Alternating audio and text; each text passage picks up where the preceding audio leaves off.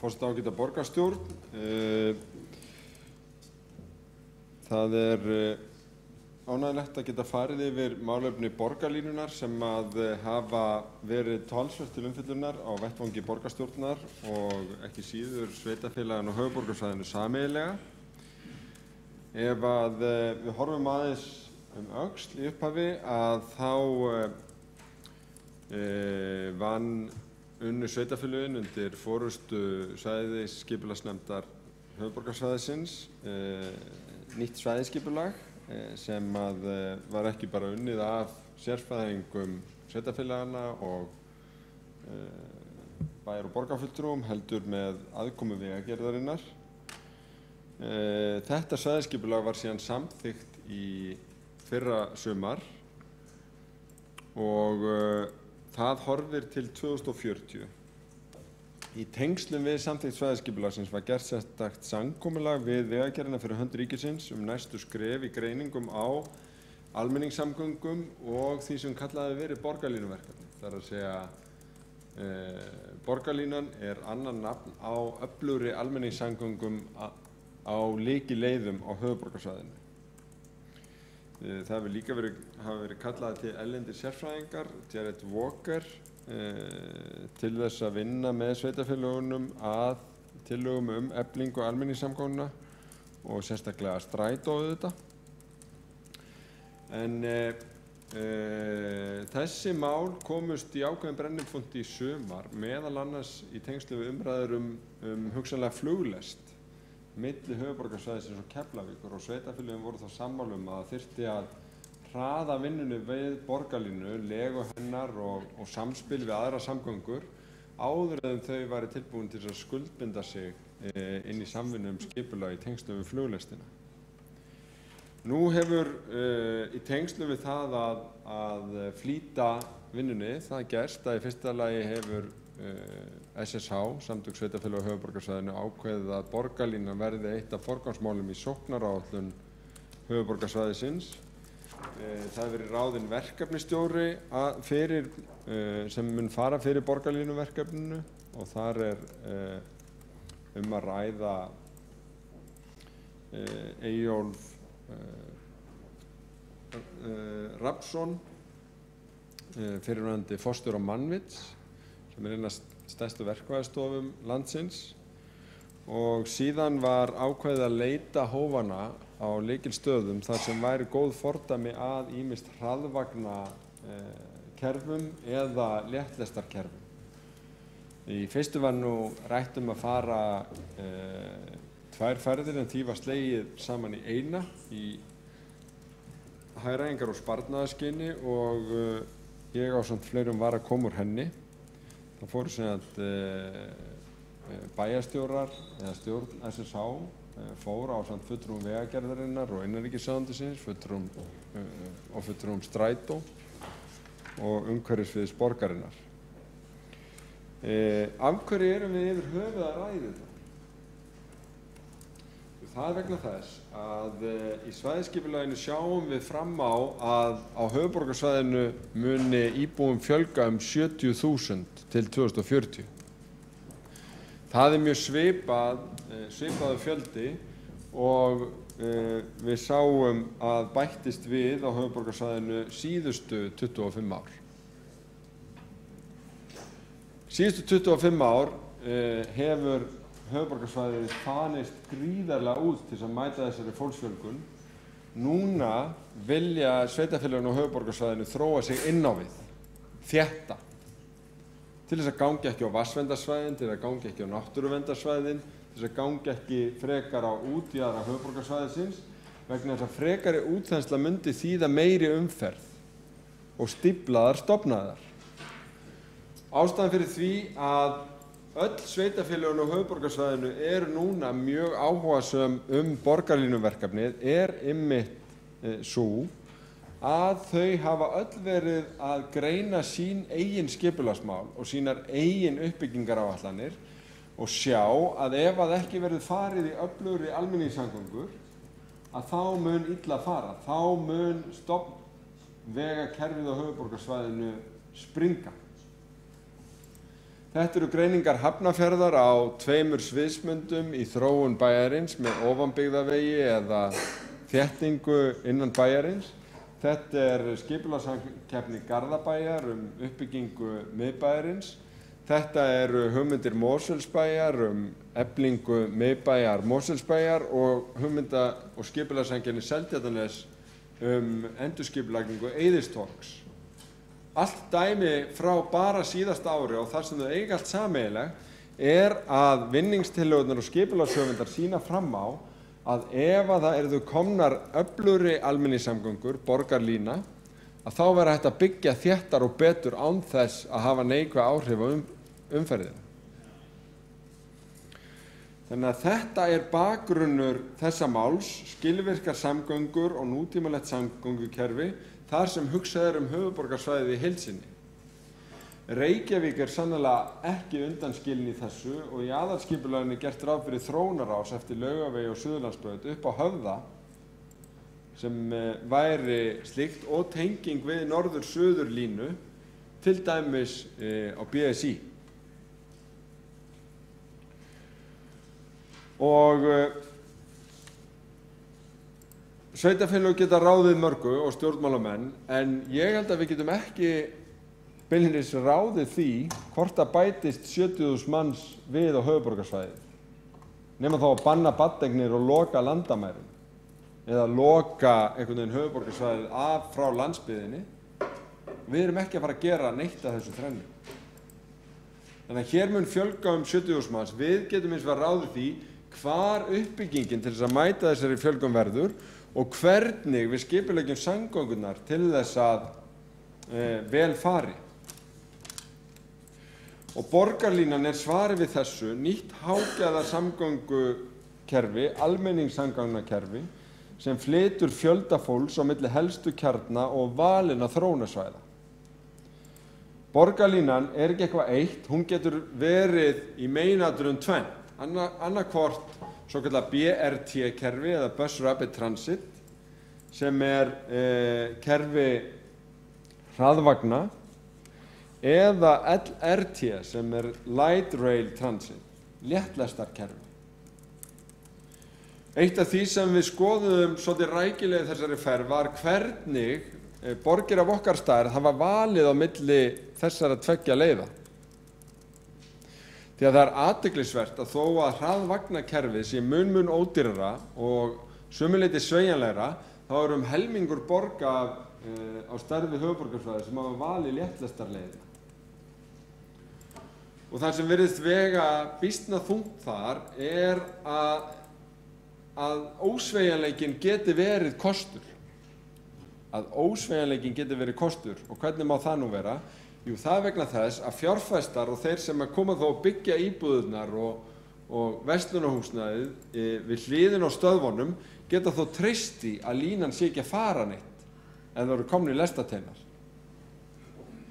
Það hins vegar, ef marka má danskar rannsóknir, og þetta hefur verið býsna mikið skoðað þar, að þá nást flestir kostir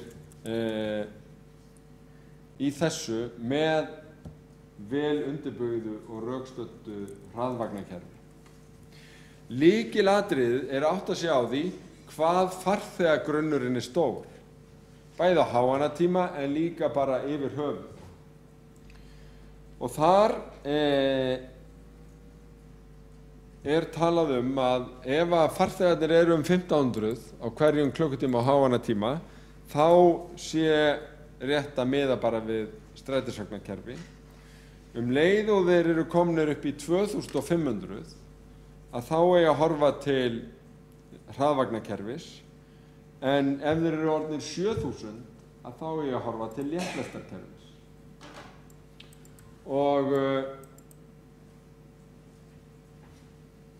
Og þetta eru viðmið sem við þurfum að skoða, ekki bara við núverandi stöðu, heldur miða við að sveitarfélögin fylgi eftir sínum uppbyggingaráformum og það verði þessi fjölgun til 2040.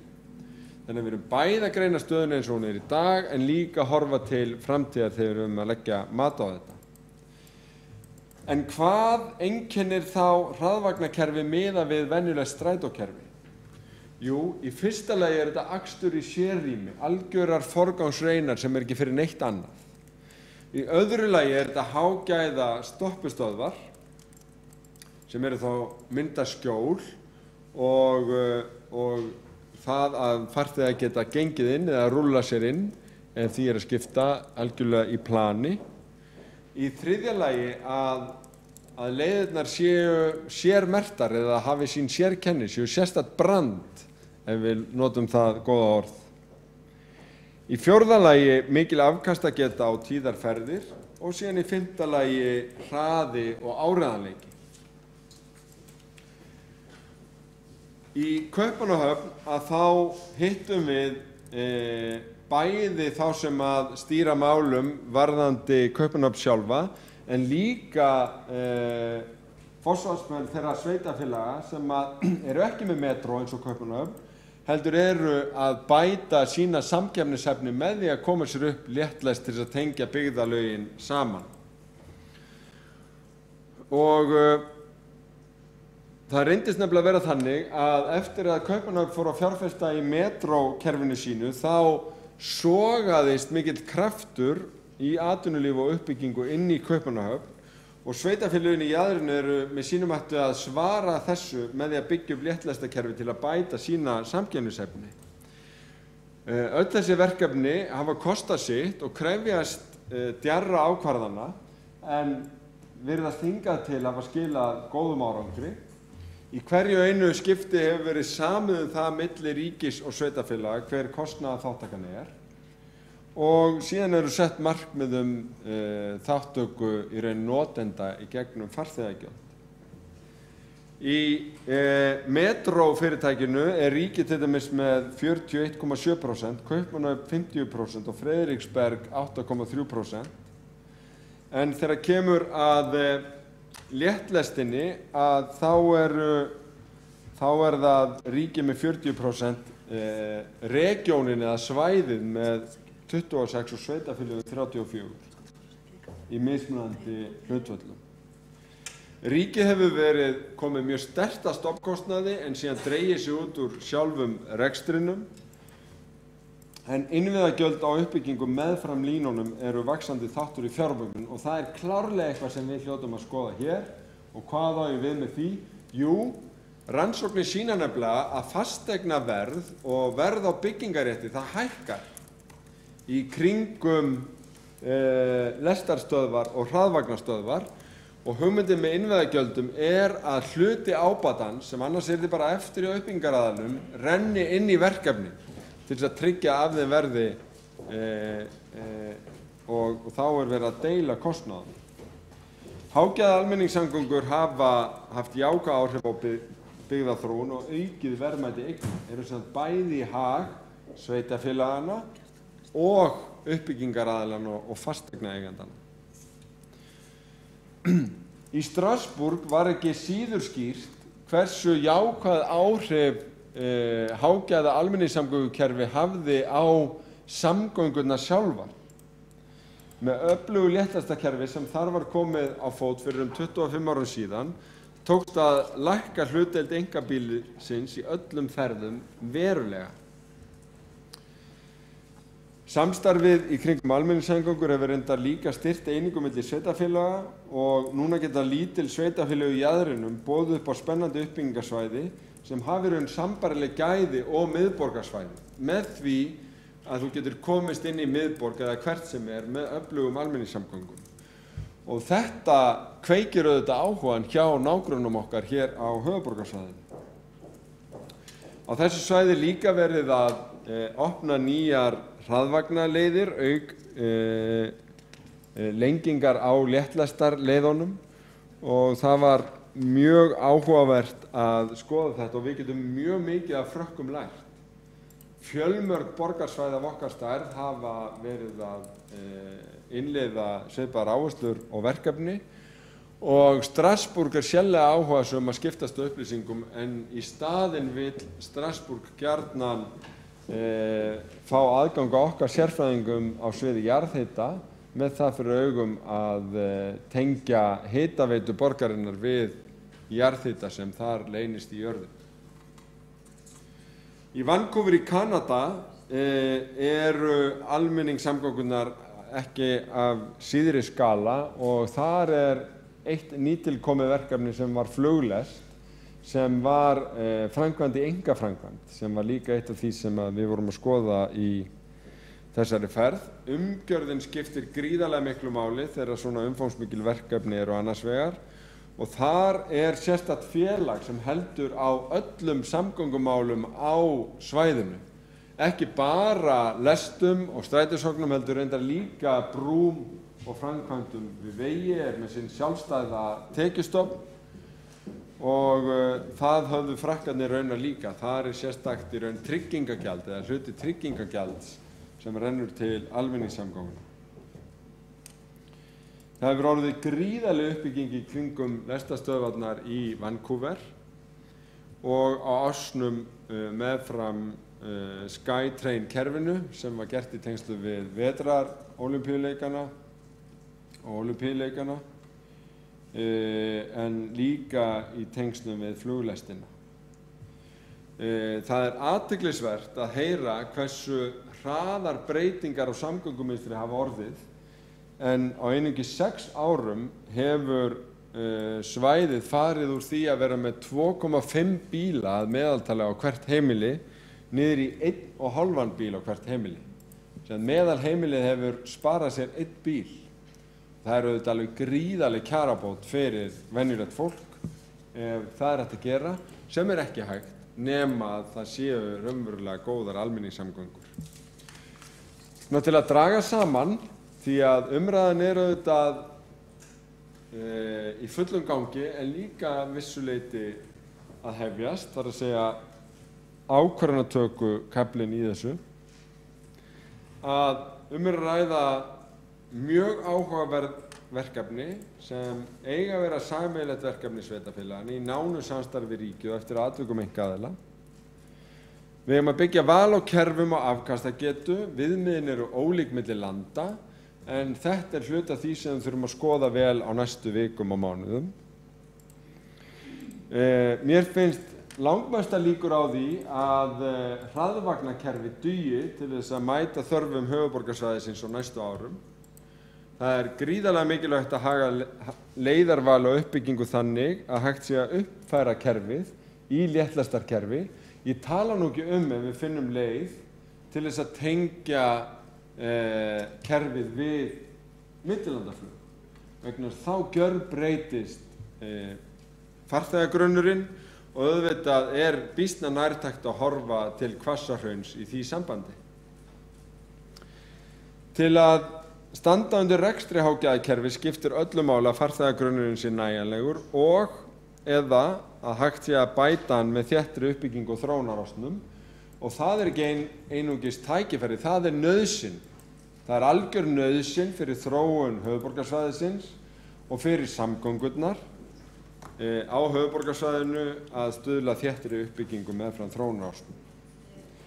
Verðmæti eigna við hágæðakerfið eykst mikið og það virðist vera óháð því hvort léttlest eða hávagnakerfi að ræða. En mér finnst það ekki bara mikilvægt, praktískt heldur í raun réttlætismál að þeir sem að eiga uppbyggingarheimildir nálægt þessum lestarstöðvum deili ábata sínum af því og það renni í þessa innviða fjárfestingu fyrir samfélagið. Aðeins til þess að fara við næstu skref og við munum gera það nánar í borgarráð á fimmtudaginn en við gerum ráð fyrir því að sérfræðingar SSH og okkar sjálfra komi og fari ítarlegar yfir punta frá þessu en síðan á næstu vikum stefnt að því að það verði gefin út sameiginleg skýrsla SSH og Vegagerðarinnar niðurstöður þessarar kynnisferðar þannig að hún nýtist ekki bara þeim sem hana fóru, sveitarstjórnarfólki á svæðinu heldur líka öðrum sem vilja kynna sér þetta. Í öðru lagi þá þurfum við að eiga viðræður milli sveitarfélaganna og við ríkið framhald málsins og næstu skref.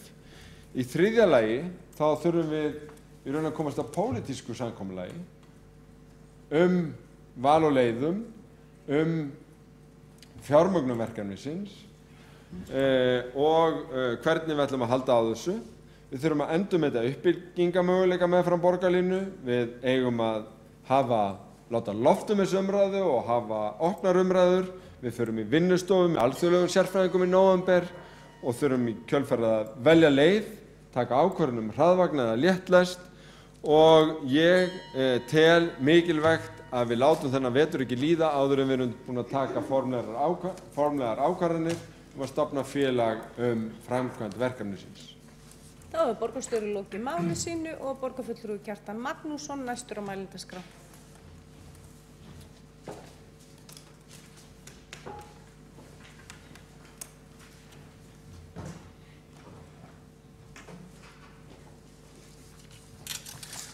Forseti, góðir borgarfulltrúar, það alltaf gott að eiga hér umræður framtíðina í samgöngumálum í Reykjavík. Ekki veitir vegna þess að borgin og rauninni landið allt á mikið undir greiðum og góðum samgöngum og þá skiptir að sjálfsögðu máli hvaða framtíðarsýn borgarfulltrúar hafa í þessum efnum. Nú, þessi umræða sporvagna eða léttlestir ekki ný af nálinni. Teka fram hér strax að ég held að Íslendingar kannist betur við orðið sporvagna og mér finnst og hefur alltaf fundist léttlest vera óþarft nýyrði yfir sporvagna og til þess falið að valda ruglingi en kannski þykir það með einhverju leyti fínna orð og seljanlegra. En flestir Íslendingar hafa ferðast með sporbundnum samgöngum erlendis eða lestum og margir allir með sér þann draum að eitt góða við þetta þá verði þessum skemmtilega ferðamáta komið á hér á Fróni og þetta ekki nýtt að nálinni alveg frá 1894 því ári þá hafa stjórnmálamenn rætt slíkar hugmyndir af fullri alvöru. Nú fyrst að tala að leggja járnbrautum landið, það var fallið frá því vegna kostnaðar og svo í seinni tíð þá hefur oft verið rætt hraðlest til Keflavíkurflugvallar sem og sporvagna eða léttlestir og jafnvel neðanjarðarlesta á höfuðborgarsvæðinu.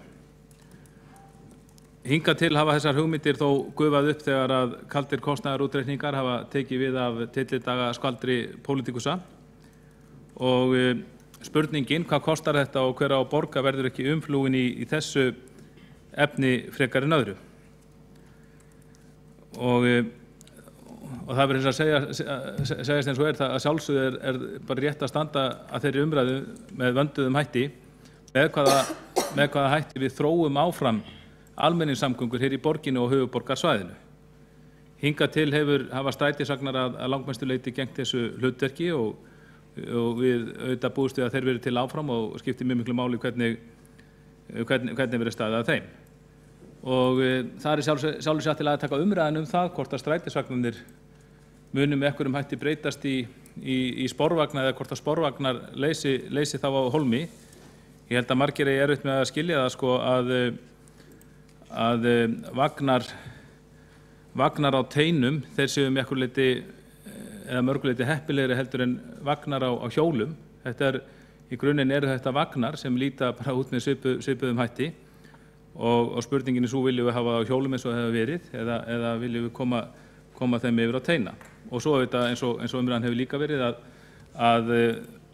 það verið hvort tveggja, þeir verið bæði á hjólum og teinum og þannig verður okkur rauninni ýtt út í það að reka tvö kerfi. Oft þegar menn ræðum almenningssamgöngur Reykjavík þá tala menn mikilvægi þess að það hefur til dæmis verið rætt í tengslum við frístundastrætó að við þurfum að borgin vera að gæta sinna því að fara ekki að reka tvöfalt kerfi almenningssamgangna og ég held að þau röki líka við í þessu. Ef eitt kerfi dugir þá held ég að við eigum sjálfur okkur og skattgreinda vegna ekki að láta ýta okkur út í það að reka tvö kerfi sem byggja á ólíkri tæknilegri lausn. En mér er sjálfsagt að rífa það upp hér að fyrir 10 árum þá voru hér hugmyndir sporvagna skoðaði mjög ítarlega af embættismönnum og borgarfulltrúum í Reykjavík og var meðal annars farin kynnisferð til Þýskalands í því skyni og ég tók þátt í þeirri ferð og mann eftir á þeim tíma þá var fyrst nefnd svo hugmynd að það yrði farið til nokkura stórborga en ólíkt þess sem var í þeirri ferð sem borgarstjóri vitnaði til hér áðan, þá var minnihlutanum í Reykjavík, hann fékk að koma að undirbúningi ferðarinnar og það var bent á það að það væri nærtækast að skoða þegar borgarfulltrúar og embættismenn fara að skoða þessi mál, það væri nærtækast að skoða borgir af sambærilegri stærð og Reykjavík. Nú það var fallist á þessi rök og ferðin til Þýskalands tók mið af því og það var ekki einungis skoðaðar sporvagnar, það var skoðað bara almennt samgöngukerfi þessara borga eins og ég vona nú að borgarstjóri hafi gert. Og það var mikillar vitneskju afla á þeim tíma og það er ekkert langt síðan ég rendi yfir þá skýrslu sem var gefin út þá ferð og mér sýndist svona grundvallar prinsipin sem komið fram í þeirri skýrslu vera ennþá í gildi varðandi rekstur almenningssamgangna í Reykjavík, svona grundvallar atriðin. En miðað við þá skýrslu, þá má samkvæmt þeirri skýrslu þá mætti ætla ef slíkt kerfi ætti að ná til allra stærri hverfa Reykjavíkur, þar segja sportbundnar samgöngur, þá yrði kostnaður við það ekki undir 60 milljörðum króna eða 500.000 króna hvern Reykvíking. Það má reikna með því að rekstrarkostnaður sporvagnakerfis verði hærri heldur en rekstrarkostnaður núverandi strætisvagnakerfis. Og það bara til samanburðar þá kynnti ég mér daginn hvað svipað kerfi kostaði í Edinborg og þar var miðað sem sagt við 14 Edinborgarar sem er nota bene 800.000 manna borg með úthverfum. Þar voru lagðir teinar sem voru 14 kilometrar, 15 biðstöðvar. Verkið tók 6 ár og fór vel fram úr eins og mjög mörg svona verk gera hjá okkur og þetta kostaði sem sagt 115 milljarða króna með nýju og lægra gengi pundsins. 115 milljarða króna og mér minnir að ég hefi séð einni hugmyndina að það mætti gera ráð fyrir 14 km kerfi hér og þarna sjáum við það að bara fjárfestingin gæti, hún væri þá komið nálægt til að vera 1 milljón ákveðn Reykvíking. Og við þurfum þetta að velta fyrir okkur ef við erum að fara í nýtt kerfi, væri öllum þessum milljörðum, væri þeim betur borgið í algjörlega nýju kerfi, nýju teinakerfi, eða með því að fjárfesta bara betur í því kerfi sem við eigum fyrir og er að þjóna okkur nokkuð vel sem er strætisvagnakerfið á höfuðborgarsvæðinu. Og það er líka eitt sem þetta þurfa að koma fram sem kom vel fram í ferðin til Þýskalands á sínum tíma, að sporvagnar þeir hafa helst sannað gildi sitt í þéttbýlum borgum Evrópu þar sem upp undir helmingur borgarbúa notar almenningssamgöngur daglega. Þetta man ég að okkur þótti merkilegt. Ein borgi sem var heimsótt hafði nýlega komið upp sporvagnakerfi og hún gerði það, taldi sig nauðbeygða til þess vegna að þeir höfðu þá náð þeim áfanga að 40% ferða í borginni, 40% ferða í borginni voru með strætisvögnum. Þannig að þeim fannst erfitt að bæta enn frekar við strætisvagnakerfið því það var bara sprungið að þeirra áliti. Þess vegna bættu þeir við sporvagnakerfi. Og ég man vel eftir tíðu þessari ferða því þessi mál voru rædd þarna við fremstu sérfræðinga í þessum borgum í Þýskalandi og einhverjir menn sem voru frá samgönguráðuneyti í Þýskalands og þegar maður benti þeim á tölurnar sem eru hér að það væri kannski kringum 5% ferða í Reykjavík sem voru farnar með strætisvögnum og að sætanýtingin í strætisvögnum okkar væri undir 10% eða kringum 10%. Þá mann var alveg eftir svona undrunarsveitin sem kom á menn og maður fekk þau svör í framhaldinu að fyrst að strætisvagnakerfi væri ekki betur nýtt en þetta, þá var nú sennilega best fyrir okkur að leggja meira áherslu á það og gera það betra í staðinn fyrir að fara að reka 2 kerfi sem var í ljóst svona frá byrjun að væri ekki betur nýtt en þetta. En auðvitað geta aðstæður breyst, ég vil ekki útiloka í framtíðinni skapist slíkar aðstæður hér, til dæmis með meiri þéttingu byggðar en nú er fyrirsjáanleg og líka ef notkun almenningssamgöngum margfaldast, auðvitað vonar maður að notkun almenningssamgöngum aukist. Mér finnst ekkert óvarlegt að spá því eins og borgarstjóri gerir að hér bætist 70.000 manns við á næstu áratugum hér í borgina og bara gott ef hún stækkar og þá er auðvitað allt í lagi að vera búin að skoða aðra möguleika, en ég vil þó segja það að ég held að strætisvagnakerfi það taki töluvirt við ennþá, og það gæti, og miðað við strætisvagnakerfið, ég held að notkunin hafði aðeins dregist saman að því. Ég held að ferðavenjukonur sem kom daginn hafi leitt í ljós að nú eru 7% ferða á höfuðborgarsvæðinu farið með strætisvögnum nú í haust, miðað við 8% 2012. Þá sjáum við að strætó á í harðri samkeppni við aðra ferðamáta. Það þarf þess vegna við þurfum þess vegna að reyna að efla strætó til þess að hann geti aftur snúið vörn í sókn og aukið hlut sinn í ferðum hér í borginni. Og ég held að sé alveg ljóst að þótt að 70.000 bætist við á höfuðborgarsvæðið að svo á næstu áratugum, þá ætti strætisvagnakerfið að minnsta kosti við styrkju það ætti að geta tekið við þessum fjölda. Hann er að minnsta kosti ekki sprunginn, og auðvitað er það í góðu lagi að skoða fleiri forgangsakreina fyrir strætó.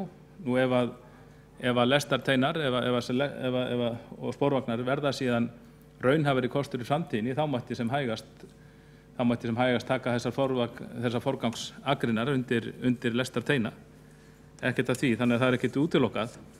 En þróunin er ekki, finnst mér, alveg í þá átt. Það er alveg rétt að það hafa ýmsir farið út í sporvagnasamgöngur, sporvagnalagningu.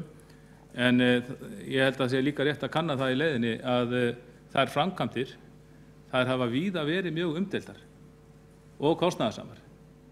Ég held að bara svona með snöggu Googli, ef maður lítur á nokkrar af þeim borgum sem eru nefndar í skýrslu sem hafa verið lagðar fram, þá sjáum við að kostnaður hefur víða farið eins og í Edinborg, mjög fram úr áætlunum, og vegna þess að menn eru að vinna með alveg nýtt kerfi.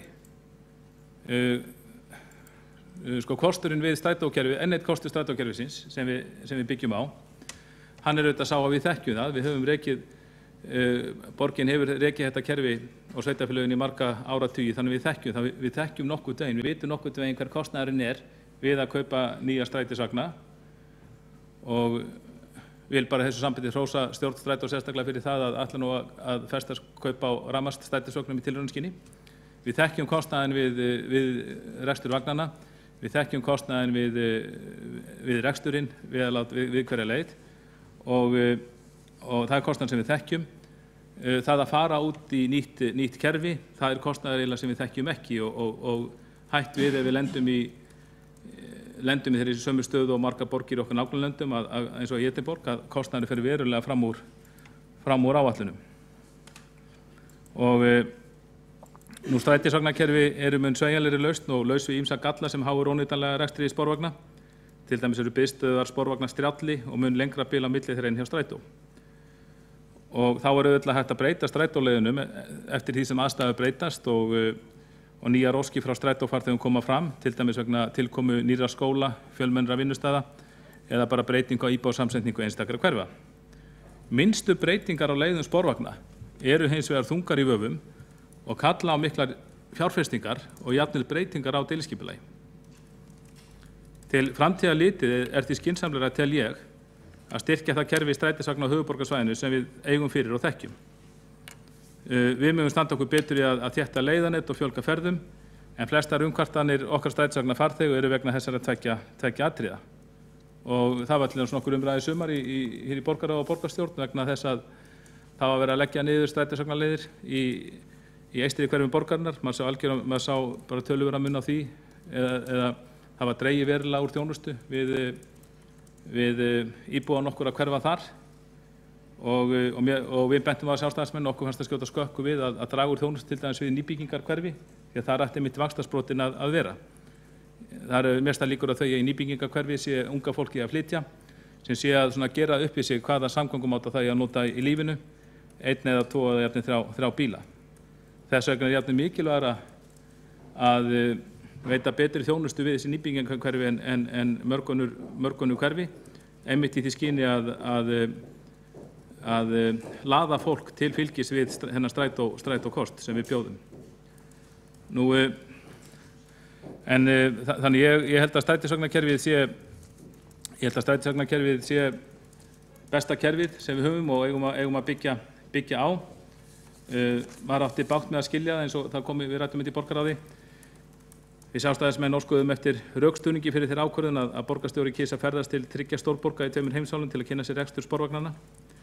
Og við höfum talið nær að ferðast frekar til borga í Evrópu sem var á stærð við Stór-Reykjavíkursvæðið, þar sem slík kerfi eru og þannig frekar samanburðarhæfar.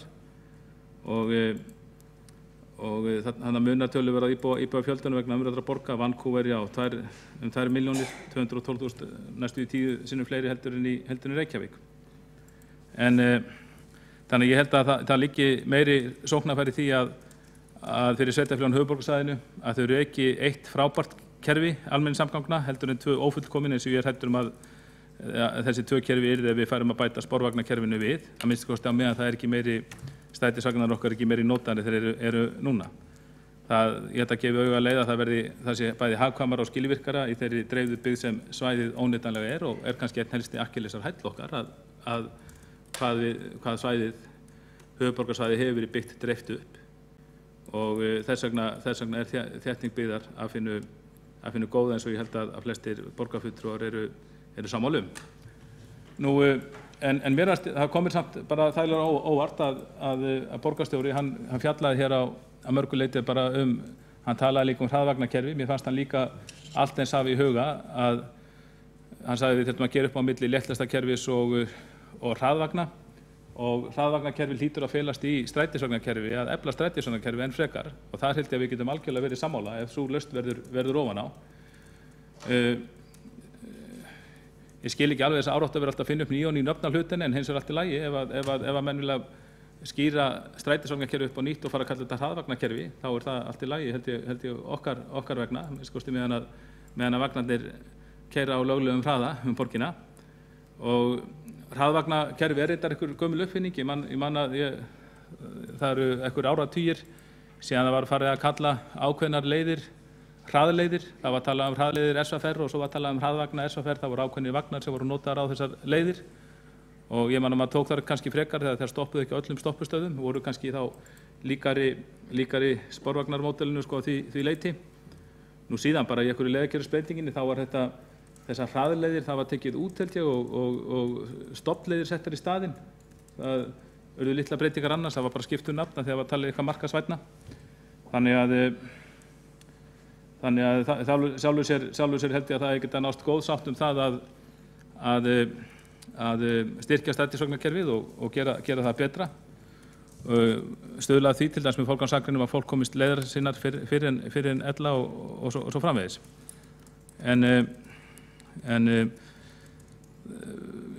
Ég er að minnsta kosti ekki sannfærður, mér finnst stundum eins og þegar að vera að tala þessar léttlestir svokölluðu að það sé verið að fiska svolítið í gruggu vatni. En síðan eitt fannst mér þó vanta í ræðu okkar ágæta borgarstjóra þessi mál og það eru möguleikandir í samgöngubyltingunni framöndan. Ég held að borgarstjóri kom reyndar inn á það að það væru mikla breytingar framöndan í samgöngumálum og það eru örugglega rétt hjá honum. En mér fannst hann einblína svolítið á það að svar okkar hlyti að vera að fara út í einhvers konar mega fjárfestingu, mikla opinbera fjárfestingu. Það hlyti að vera svar okkar að fara út í fjárfestingu til dæmis í sportbundum samgöngum. Ég er ekkert endilega viss að svo verði. Við hljótum að við sjáum bara hvaða breytingar eru að verða í samgöngumálum borga í kringum okkur og það verða mjög mikla breytingar á næsta áratugum, til dæmis með tilkomu sjálfakandi bíla. Einnig snjallsímaforrit í leiguakstri, við sjáum bara nú þegar farið að nota snjallsímaforrit í skutli hér innan höfuðborgarsvæðisins. Þessi forrit eiga bara eftir að vera betri og betri. Það eru komið fram snjallsímaforrit í leiguakstri, það er sjálfsögðu bara gott mál og það eiga eftir að koma snjallsímaforrit sem stuðla frekar í samnýtingu einkabíla. Þetta er bara blábyrjun þessara þróunar. Þessi nýja tækni nú þegar komin umtalsverða samkeppni við hefðbundnar almenningssamgöngur víða heim, fara að fjalla það. Og hún mun þessi samkeppni bara eftir að harðna. Og af þeim greinum sem ég hef lesið þessi mál, þá spá sérfræðingar því, og þeir spá mjög mikið í það hver verði fyrstu fórnarlömb þessarar snjallsímavæðingar sem verður ekki bara í einkaakstri, heldur líka í almenningssamgöngum. Og því spáð að Því spáð að svokallar sporbundnar samgöngur innan borga verði fyrstu fórnarlömbin. Því spáð að strætisvagnakerfi borgarna muni frekar lifa af eða muni frekar standa samkeppnina lengur heldur en sporbundnu samgöngunar. Þannig að ég held að sé óhjákvæmilegt að skoða hugmyndinu 20 milljarða fjárfestingu, opinbera fjárfestingu slíku kerfi í því ljósi. Og það þýðir ekki bara að segja látum ríkið borga þetta vegna þess að við erum líka ríkið, við erum ekki bara borgin, okkar þegnar eru líka, okkar skattnemendur líka borga skatt til ríkisins. Og ég held að mér finnst að minnsta kosti sú þróun sem að verða í samgöngum, almenningssamgöngum í heiminum, ekki benda til þess að 20 milljarða fjárfesting, opinber fjárfesting í því skyni að fjárfesti í sporvagnakerfi sé eðlilega eða sjálfsögð. Þá hefur borgarfulltrúi Kjartan Magnússon lokið máli sínu og þá hefur borgarstjóri óskað eftir því að veita andsvar við ræðu borgarfulltrúans. Forseti, ágæta borgarstjórn, aðeins til þess að svara, ég gerir kannski meira því á eftir, en borgarfulltrúin spurði hver á að borga og ég vil benda honum og öðrum borgarfulltrúum á skýrsluna fjármögnun almenningssamgangna sem á vef SSH, þar sem eru teknar saman innan 22 leiðir sem farnar hafa verið til þess að fjármagna svona almenningssamgöngukerfi. Mér fannst borgarfulltrúin eiga nokkuð erfitt með að leyna neikvæðni sinni byggt á ferð sem var farin fyrir 10 árum og gott og vel, það sjálfsagt að fara yfir hans hugleiðingar og vangaveltur og efasemdir. Það sé bara hluta þessu, en ég held að við hefum kannski ekki að velja okkur Edinborgarverkefni sem fyrirmynd. Það fór mikið fram úr. Það líka mjög þröngt. Það þurfti að byggja hérna 3 brýr og 1 undirgöng til að koma léttlestinni fyrir þar ef ég man þetta rétt. Og það má ýmislegt aðalskipulag Reykjavíkur frá 1960 segja, en það skildi þrátt fyrir allt eftir sig býsna stóra umferðaræður og meira að segja grasbala sem eru nánast eins og þeir hafa verið skildir eftir af einhverju sem hafi hugsað lestarspor til framtíðar. Það sem ég vildi aðalega samt staldra við þessi hugmyndum að við höfum fyrst að láta umferðina fara í hnút, fyrst að láta byggðina þéttast og allt fara í kássu og síðan eigum við að reyna að leysa það með almenningssamgöngum. Eins og borgarfulltrúin sagði að það væri ekki fyrir að upp undir helmingur væri farin að nota almenningssamgöngur sem að borgir væri að setja léttlestir. Strassborg er nefnilega áhugavert dæmi vegna þess að þeir gera þetta akkúrat öfugt.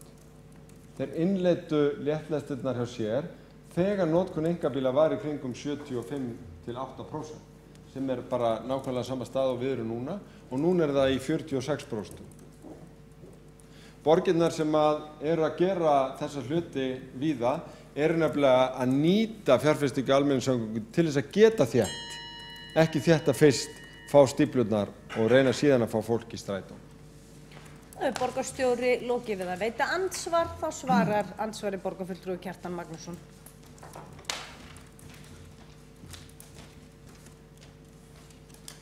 Forseti, góðir borgarfulltrúar, það var algjör misskilningur hjá borgarstjóra hjá honum að ég hafi haldið fram að við ættum fyrst að láta umferðina fara í hnút og síðan að reyna að laga þetta með einhvers konar viðbótar samgöngum.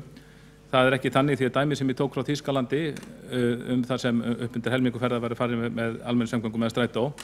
Það var einmitt mjög vel hérna verkefni. Þar hafði viðkomandi borg, þar hafði henni tekist að auka svo almenningssamgöngur að það í rauninni afkastageta strætókerfis var sprungin. Þess vegna urðu þeir að fara út í meiri afkastagetu. Og með þessu bara rauninni velheppnaða almenningssamgönguverkefni sem jók svona notkunina, þá minnkaði umferðin eða minnkuðu vandamálin vegna einkabílana. Þannig að ég alls ekki að tala fyrir því að við höfum láta umferðina fara í hnút og það held ég að sé verið að mislíka út af orðum mínum. Ég held að við höfum að láta það strætisvagnakerfi sem við rekum núna fyrir. Við eigum frekar að styrkja það mætti alveg auka afkastageirslu þess á ýmsum leiðum, til dæmis í Eysturhverfi borgarinnar sem núverandi meirihluti þetta ótalið að það verði dregið úr þjónustu í sumar, að setja peningan í það. Síðan það má alveg gera ráð fyrir þessu skipulagi, mín vegna, mér bara segir svo hugur að það verði ærið verkefni að ná notkun á almenningssamgöngum svo mikið upp hér í borginni að það verði 30 eða 40% ferðavinnu innan höfuðborgarsvæðisins. Ég held að það sé Ég held að það sé stóra verkefnið, að laga það kerfi sem fyrir að gera það betra, frekar en að vera að byggja einhverja sporvagna loftkastala sem óvíst að muni nokkuð tíma nýtast. Þá borgarfulltrúi Kjartan Magnússon lokið við að svara andsvarið og veitir borgarstjóri andsvar öðru sinni. Forseti, ágæta borgarstjórn, við erum ekki að tala um að 30–40% allra ferða á höfuðborgarsvæðinu verði farið með almenningssamgöngum. Við erum að tala um að fara í 12%. Við erum að tala um að fara bara á svipaðar slóðir og borgir á okkar breiddargráðu og sem eru sambærilegar eru á. Við erum ekki einu svona að tala um að fara jafn langt og þær sem hafa náð hvað mestum árangri, vegna þess að við sitjum uppi, ef við orðum það þannig, með mjög dreift höfuðborgarsvæði. Það sem við getum hins vegar gert, okkar besta val, er að nota fjárfestingu í öflugu almenningssamgöngukerfi til að þétta á völdum stöðum. Og þannig getum við bætt við 70.000 manns inn á þetta höfuðborgarsvæði án þess að umferðin fari í klúður. Og ég verð bara að biðja borgarfulltrúana að fara rök fyrir því að sé hægt að ná sama árangri með því að efla bara strætó eins og hann er. Vegna þess að reynsla annarra borga og þjóða er svo að þú þarft öflugri almenningssamgöngur til þess að fjárfestar hafi trú á því að fólk muni breyta ferðamynstri sínu og það sem meira er að fólk breytir ekki ferðamynstri sínu nema almenningssamgöngunar séu öflugri eins og með hraðvagnakerfi eða léttlestakerfi. Þannig að þetta er svolítið eggið og hænan. Þetta er ákveðið stökk sem þarf að taka eða stórt skref því að þétting og öflugar almenningssamgöngur helst í hendur. Það er erfitt að gera annað fyrst og hitt svo. Vegna þess að þéttingin tryggir farþegagrunn og almenningssamgöngurnar tryggja að hægt sé að þétta án þess að umferðarhnútarnir verði verri. Og þess vegna er þetta bara mjög mikilvæg umræða og ég er bara ánægður með hana. Þá borgarstjóri lokið við það að veita andsvar öðru sinni, þá svarar borgarfulltrúi Kjartan Magnússon andsvari.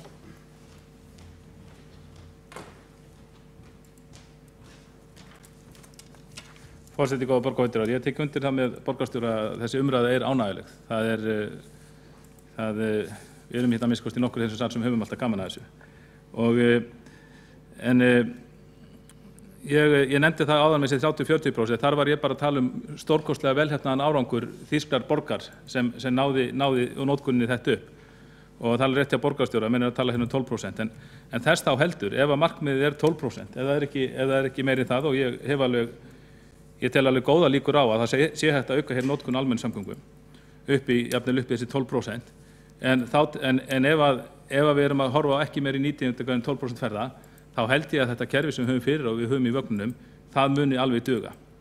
Ég held að það væri engan veginn hægt að fara rök fyrir því að það þyrfti að fjárfesta kannski verið 100 milljarða í nýju kerfi, miðað við það að það væri 12%. Hins vegar viðurkenni í það, ef það væri meira en það, ef við varum komin upp í 24% ferða, eitthvað slíkt, þá kannski geti verið komin til að skoða hérna fjárfestinguna, en ég er hræddur að það verði mjög langt þangað til.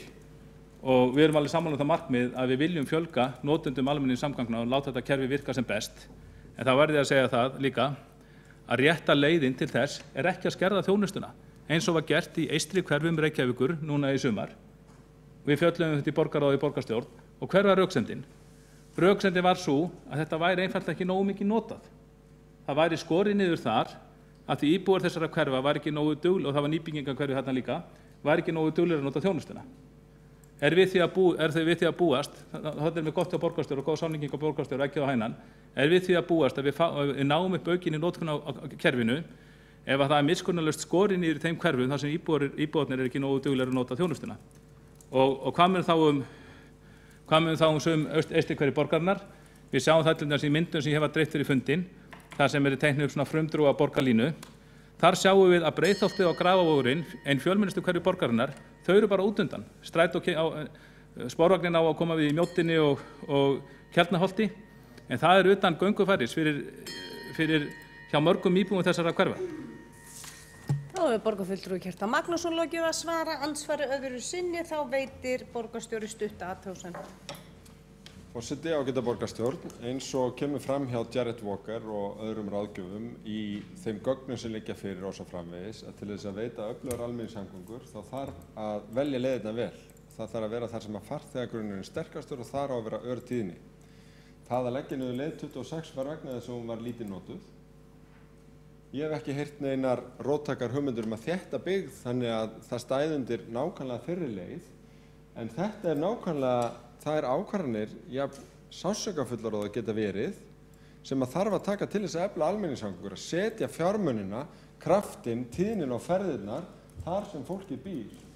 Og greining leiddi einfaldlega í ljós að þessi leið var allt og lítið notuð og peningarnir voru settir í að auka tíðni á öðru leiðum.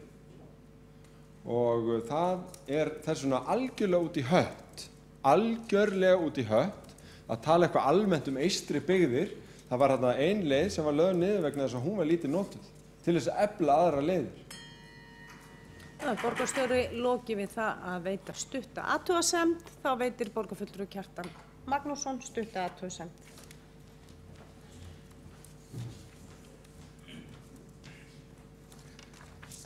Já, forseti, góðir borgarfulltrúar. Já, varðandi leið 26 og það var nú í mannrétti önnur leið þarna austur frá sem var líka skert, hún var ekki lögð niður. Að þétt byggð að sjálfsögðu, það alveg rétt, hún grundvöllur margvíslegra þjónustu, en einmitt í þessum hverfum ákvað núverandi meirihluti eða síðasti meirihluti sem svipaður að draga úr byggingamagni, draga úr áður áformari þéttari byggð og það í Úlfarsárdal og Úlfarsárdalur eða íbúar þessi svona sennilega eitt að fáum ef ekki eina hverfi í Reykjavík sem beinlínis óskar eftir meiri byggð til þess að þau fá meiri þjónustu sem óskar eftir þéttingu byggðar. En það má ekki þétta byggð þar og strætisvagnasamgöngur skorna niður. Það er ekki rétta leiðin, en það var alveg lögrétt athugasemd borgarstjóra að peningar alltaf takmarkaðir. Það var farið út í að þarna að skera niður almenningssamgöngum, sennilega röng ákvörðun vegna þess að nákvæmlega þarna eru tækifæri til að þétta byggð. Það borgarfulltrúi Kjartan Magnússon loki við það að gera stutta athugasemd og þá andsvörum og stuttum athugasemdum lokið og þá borgarfulltrúi Hjálmar Sveinsson næstur á mælendaskrá.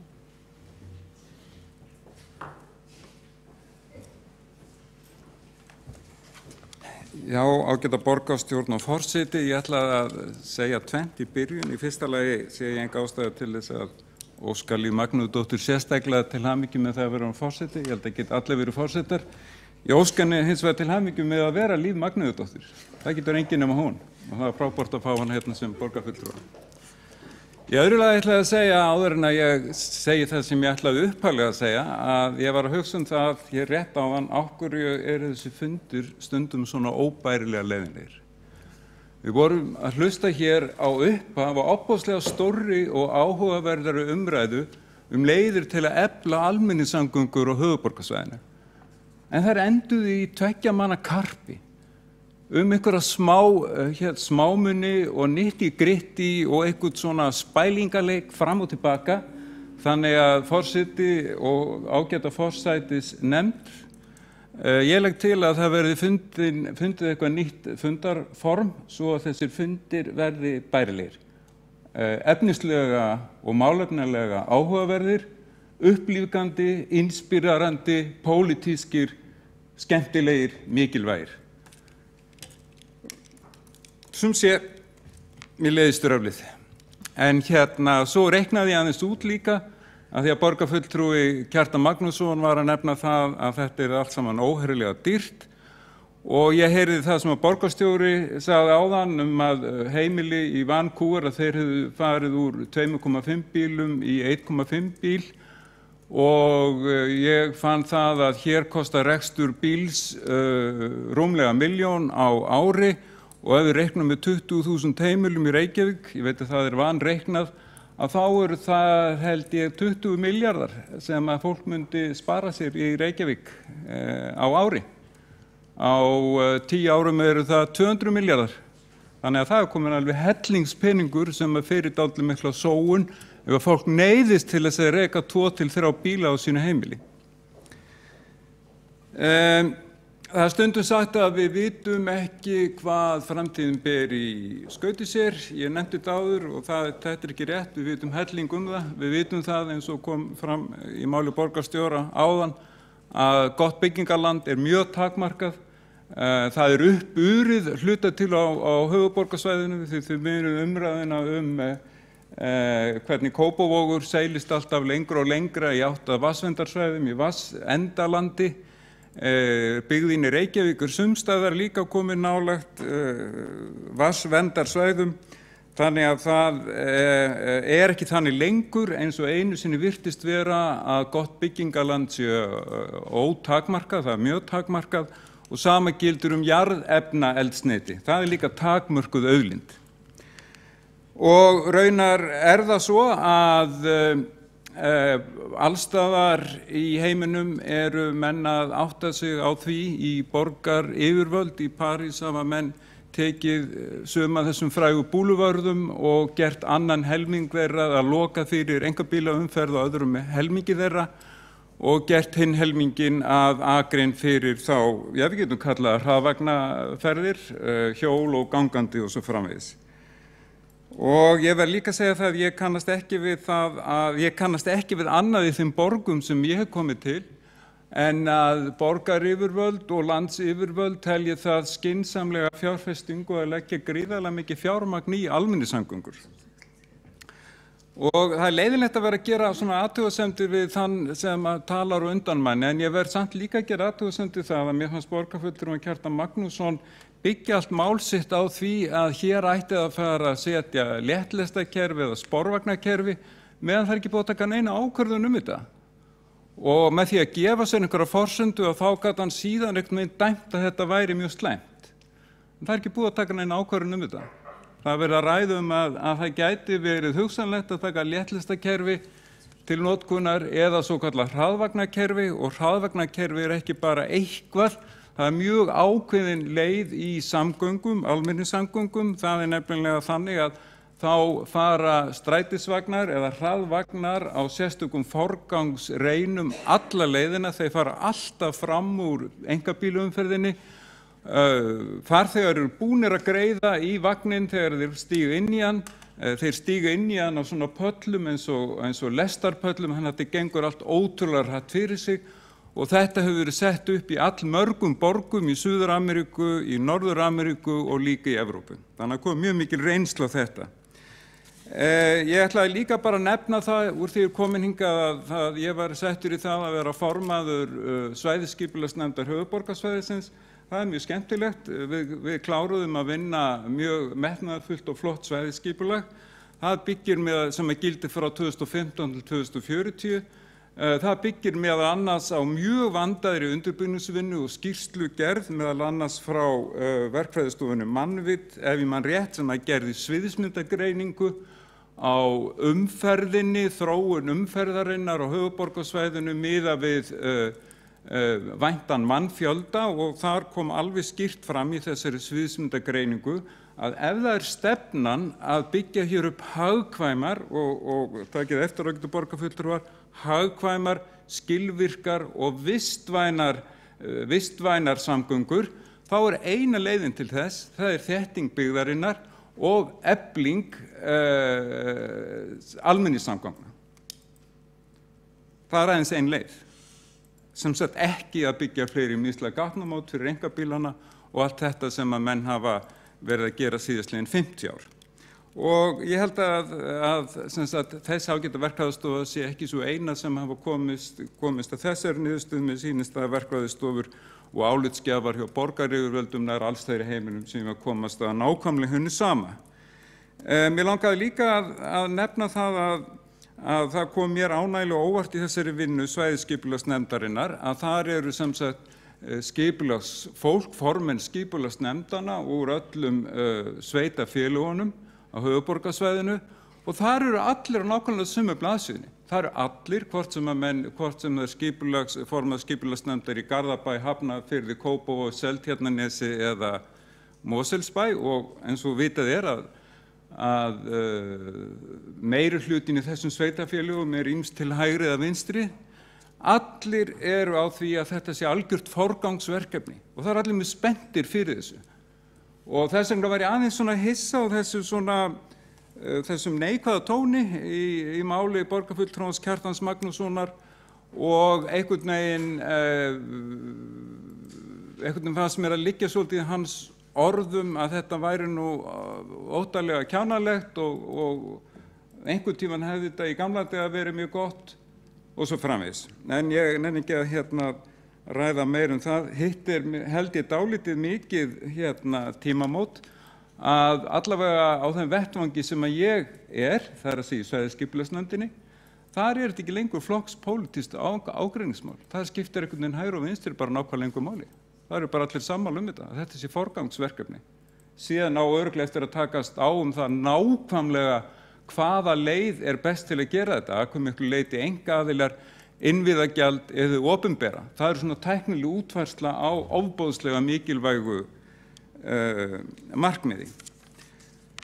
Og ég ætla að nefna það líka að það þessi vinna hefur þegar meðal annars á vegum svæðisskipulagsnefndarinnar að það hefur gerst hér alveg hellingur, það hefur verið málþing, það var gott málþing í vor og það má sjá afrakstur þessara málþinga hluta til í gögnum sem að liggja fyrir. Ég bendi á 2 skýrslur, annars vegar eftir Þorstein R. Hermannsson, samgöngustjórinn í Reykjavík, borgarlína, hvað, hvernig og hvar, og borgarlínagreining á bestu legu. Þið sjáu þetta mjög fróðlegt að lesa og svo vildi ég líka aðeins koma inn á það sem ég held að þessi kandamaður, Jarek Walker, þegar hann hélt málþing fyrir nákvæmlega ári síðan, þá ræddi hann mikilvægi þess að koma upp öflugum almenningssamgöngum og talaði að það veru 2 leiðir færar, aðra kallaðan ridership sem að eiginlega farþegadrifnar almenningssamgöngur sem að ganga út á það að fá sem flesta farþega. Hitt mætti kallaðan coverage aðferð sem að gengur þú út að þekja sem mest landsvæði.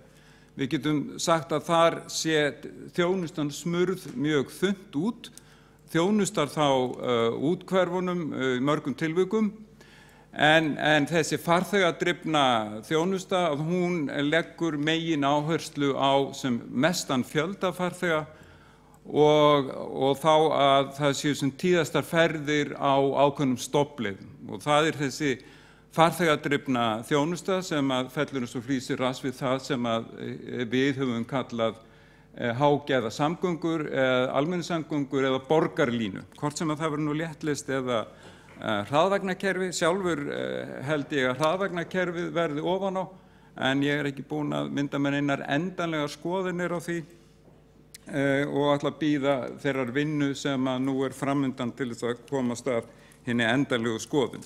En þetta á sér talsvert langan aðdraganda og það búið að vinna talsvert mikla vinnu og ég held reyndar að það sé ekki seinna vænna að fara í þessa vinnu af því það rétt sem að borgarfulltrúinn Kjartan Magnússon, við verðum að afsaka ég nefni hans nafn svo oft hér, ekki það að mér sé þá óljúft, en það leiðinlegt að vera alltaf að tala nefna sama mannin, svo verður það nú bara þannig. Að það eru mikla breytingar í vændum út af sem sagt þeir sem eru kallað shared economy, sjálfkeyrandi bílum og svo eru margir að spá því að bílar sem að keyra fyrir jarðefnaeldsneyti og þessi og leiðin út, sumir segja að einkabíllinn í þeirri merkingu sem við höfum þekkt hann í cirka 50 ár, það sé líka úrelt samgöngutæki. Í æ fleiri borgum verið að rauninni loka slíka bíla út úr miðborgunum og ég held að þessi þróun sé miklu mun hraðari heldur en að fólk gerir sig grein fyrir. Og það er mikilvægt í þessu samhengi að tilgangur samgangna ekki sá að flytja tæki eða hylki á milli staða. Bíll ákveðið hylki. Tilgangur samgangna að flytja fólk og vörur á milli staða. Og auðvitað hljótum við að velja þá leið sem flytur sem flest fólk á sem hagkvæmastan hátt og sem flestar vörur á sem hagkvæmastan hátt. Og það eru almenningssamgöngur. Þá hefur Hjálmar Sveinsson borgarfulltrúi lokið máli sínu og Sveinbjörg Birna Sveinbjörnsdóttir hefur beðið að veita andsvar við ræðu borgarfulltrúans.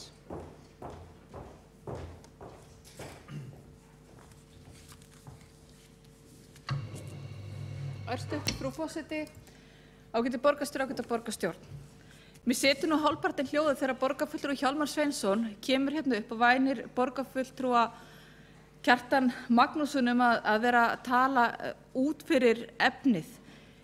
Ég minnist þess hérna í umræðu núna í haust þegar borgarfulltrúi Hjálmar Sveinsson, þegar við varum að tala leikskóla, að hann eyddi öllum tímanu sínu sem hann hafði hérna uppi að tala hugtakaskilgreininguna á orðinu gæluverkefni. Og ég sagði það þá að mér varst það miður að borgarfulltrúinn skyldi nýta tíma sinn með þessum hætti.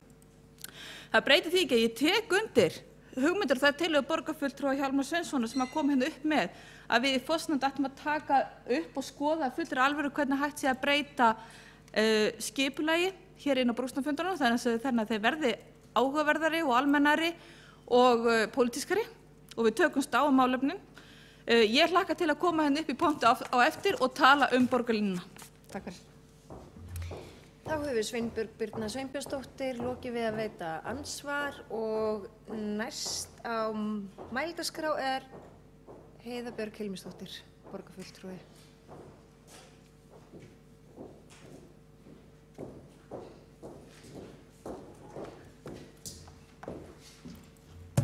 Takk fyrir. Forseti, kæru borgarfulltrúar.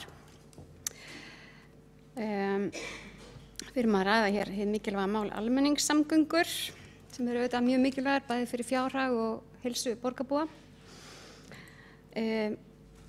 Í stjórn Strætó hefur verið skoðað þetta mál og rætt mikið undanfarið eins og gefur að skilja enda eru almenningssamgöngur á okkar borði og það kemur alveg skýrt fram þar í framtíðarsýn Strætó til þess að við náum þeim markmiðum sem við höfum sett varðandi farþegafjölda að þá þurfi afkasta meiri almenningssamgöngukerfi.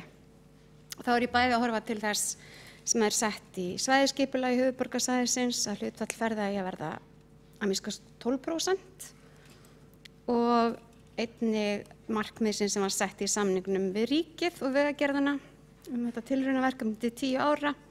Þar sem sett var markmiðið að hlutdeild almenningssamgangna í öllum ferðum á svæðinu yrði að minnsta 8%. Nýverið þá var lögð fram vindurskýrsla á því verkefni og þar kom ljós að það ákveðinn árangur af þessu verkefni en við þurfum að gera betur ef við ætlum að ná þessu markmiðum okkar. Og í stjórn Strætó eins og í stjórn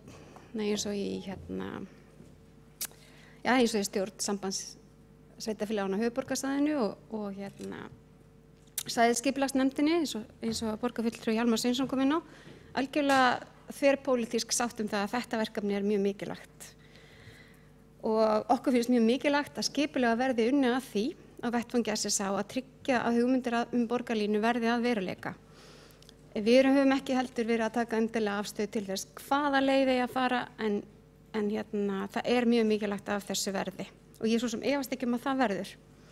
En fram að þeim tíma þá finnst okkur mikilvægt að aðlaga leiðakerfi Strætó að þessari hugmyndafræði og því skipulagi sem búið að samþykkja fyrir höfuðborgarsvæðið. Og sú vinna hafin og í samráði við SSA og sveitarfélögin og Strætó tekur þar virkan þátt, bæði með ráðgjöf og upplýsingum og farþegafjölda víða og annað slíkt. Því það auðvitað mikilvægt að við líka förum vel með þá peninga sem við fáum í almenningssamgöngur. Og eins og hér hefur komið fram í umræðinni þá hefur við verið að tala það að forgangsraða frekar þeim leiðum þar sem að margir geta nýtt sér almenningssamgöngur umfram þar sem að fáir geta nýtt sér þær. Við sáum í þessari ferð sem var farin, kynnisferðinni, að flutningu fólks að hraðlínum í samgöngukerfinu var mikilvægur.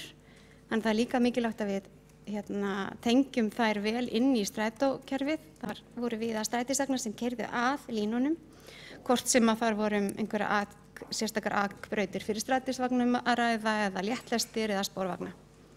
Og það er mjög mikilvægt að þetta sé svolítið aðgreint til þess að þetta nái að festa sig í sessi sem sá öruggi og öflugi samgöngumáti sem við viljum sjá.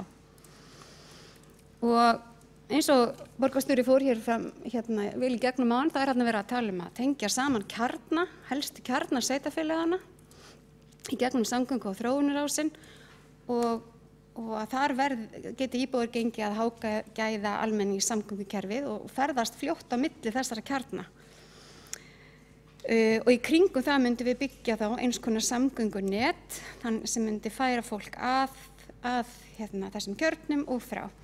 Við sáum líka að víða voru hjólaleigur og annað slíkt á þeim stöðum þar sem þessir hraðvagnar stoppuðu. Þannig að það er margt spennandi sem hægt er að gera þarna til þess að efla almenningssamgöngur. Í borgarráði skipuðum við daginn hóp sem er að skoða forgangsrænir og fleira tengt samgöngum í Reykjavík og það er líka mikilvægt, það er eitthvað sem við getum gert strax og getur unnið í hæginn fyrir borgarlínuna þegar að búið er að ákveða legu hennar og ég held að aukin áhersla á forgangsrænir getur hreinlega bara verið fyrsta skrefið og ég held að það sem er mikilvægt að þar vinni sveitarfélögin líka svolítið saman þó að það sé vissulega hvert sveitarfélag fyrir sig en það sé eitthvað þar samráð hugsanlega þá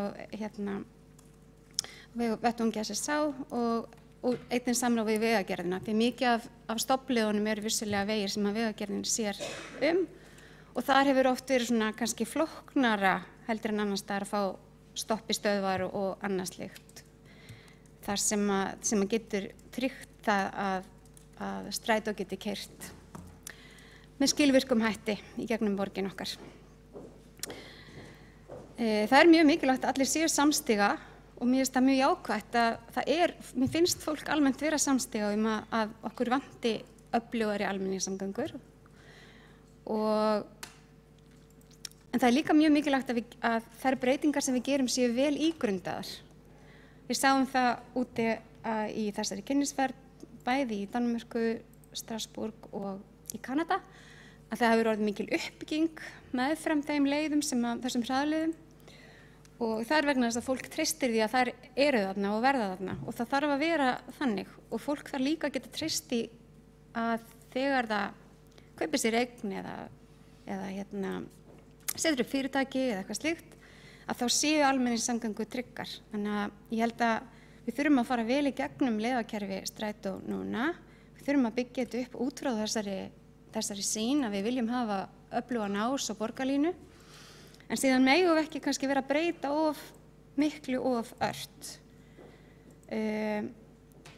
Þannig að fólk geti gengið að almenningssamgöngum vísum. En við erum sem sagt í þeirri vinnu í strætó að aðlaga kerfið að þessu og bíðum spennt eftir því að sjá hvar lega borgarlínur verður nákvæmlega þannig að við getum haldið því áfram.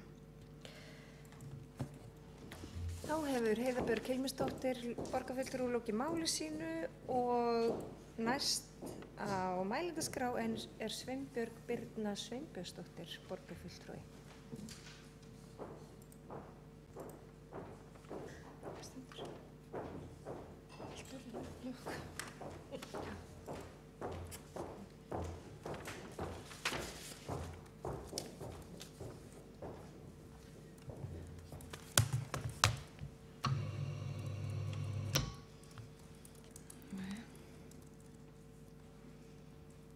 Frú forseti, borgarstjóri, ágætu borgarfulltrúar.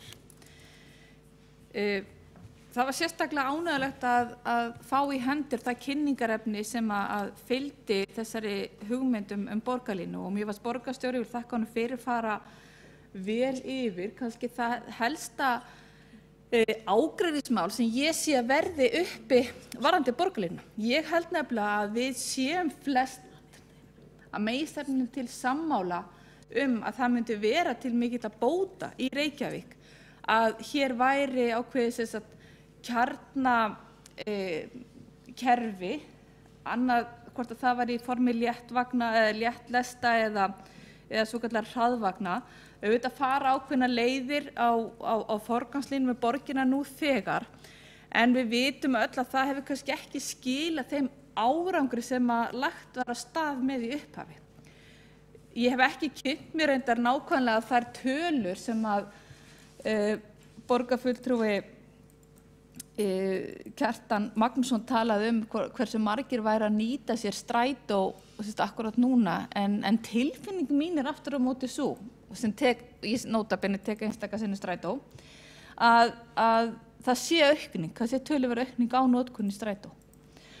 Og þess vegna finnst mér þessi hugmynd sem að fram hefur komið mjög góð.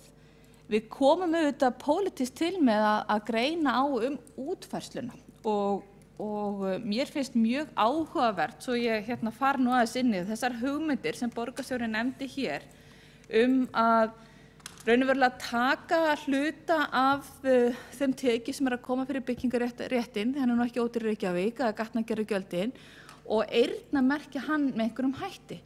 Ég velti fyrir mig hvort við höfum einhver tækifæri til þess að setja í lóðarlegu samninga ef við byrjum nógu snemma að vera með ákvæði einhvers konar auka gjaldtökur eða gjaldtöku þar.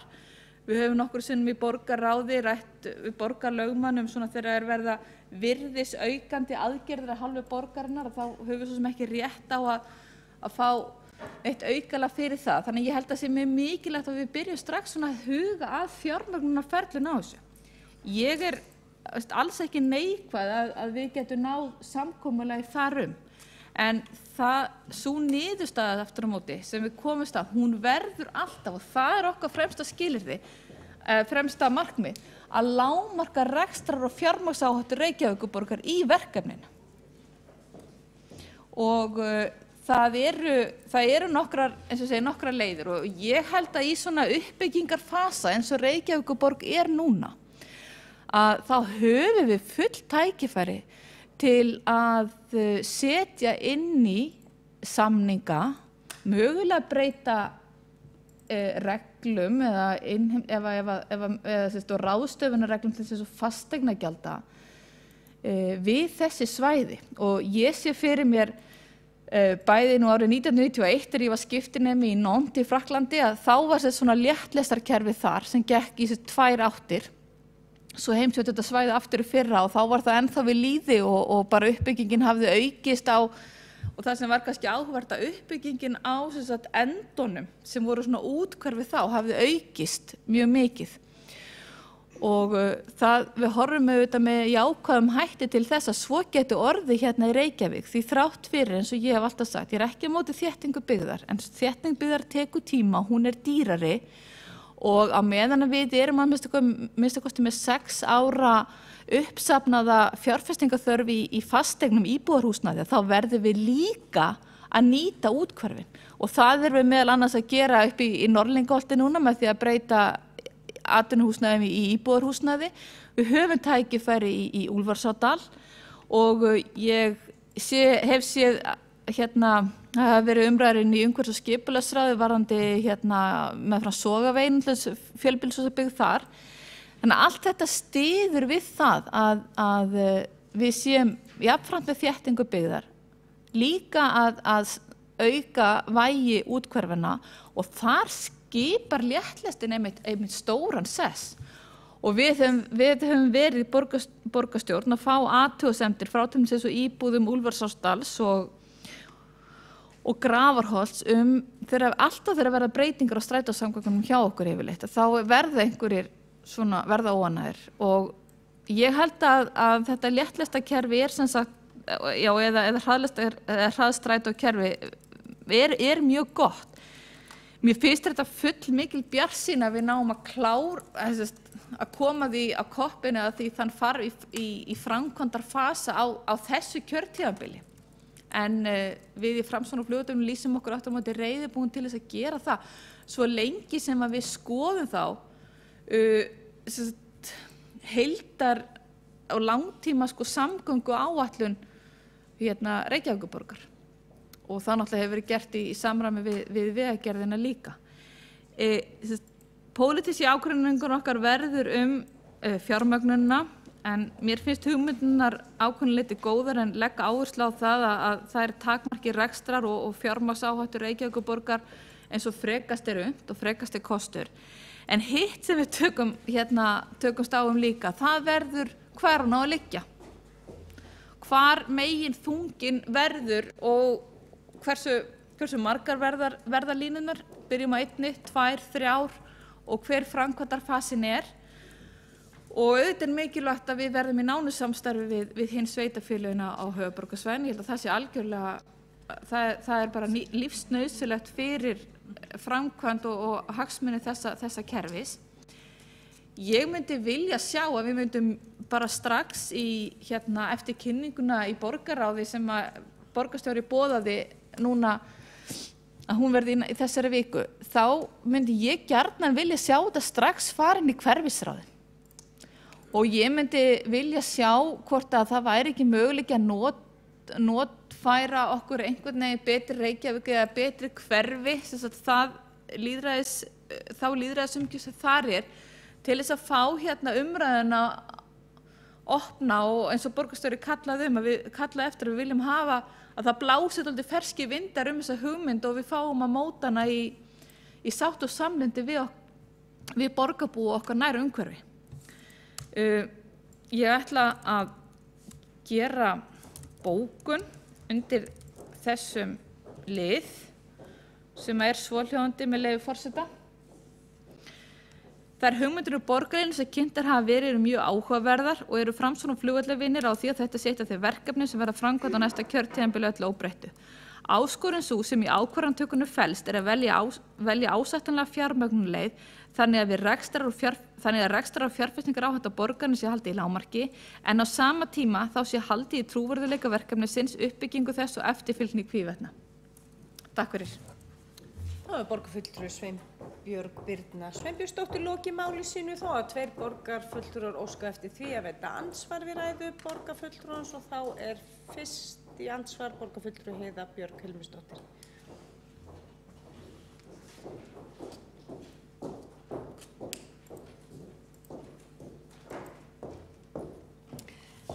Forseti, kæru borgarfulltrúar, ég ætlaði bara rétt að bregðast til hlutaafræðu borgarfulltrúa Sveinbjargar Birnu Sveinbjörnsdóttur.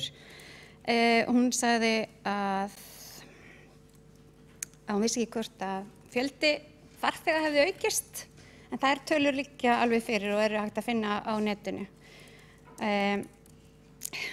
Heildarfjöldi samgöngur í strætó sem hlutfall af heildarsamgöngum eru á milli 4 og 5% og hafa verið undanfarin ár, en auðvitað hefur bílaumferð aukist heilmikið og fjöldi íbúa líka. Það eru ríflega 14.000 manns sem taka strætó á hverjum degi og langflesti taka línu númer 1 sem einmitt ein af þeim línum sem við höfum verið að tala sem borgaráslína sem gengur frá Hafnarfirði í gegnum Kópavog, Garðabæ og inn til Reykjavíkur. En allavega fjöldi farþega í strætó og hvern íbúa á höfuðborgarsvæðinu hefur aukist 14% frá árinu 2011 til 2015 en bílaumferð á sama tíma 7%. Forgangsakreinar stytta ferðatímann og styttri ferðatími almennt talin fjölga farþegum. Þannig að við teljum að það að fjölga forgangsakreinum og stytta ferðatíma sé mjög góð leið til þess að fjölga þeim og ná betur okkar settu markmiðum þarna. En við höfum einnig, gott að fá að segja ykkur frá því hér, við höfum keypt núna rafrænt talningakerfi í 20 vagna, þannig sem við munum láta fara aðeins á millivagna, eða millileiða, þannig við getum fylgst með bara í rauntíma hve margir að taka strætó og hvar þeir koma inn og hvar þeir fara út á hverjum tíma. Borgarfulltrúi Heiða Björg Hilmisdóttir lokið við að veita ansvar, þá svarar ansvari borgarfulltrúi Sveinbjörg Birna Sveinbjörnsdóttir.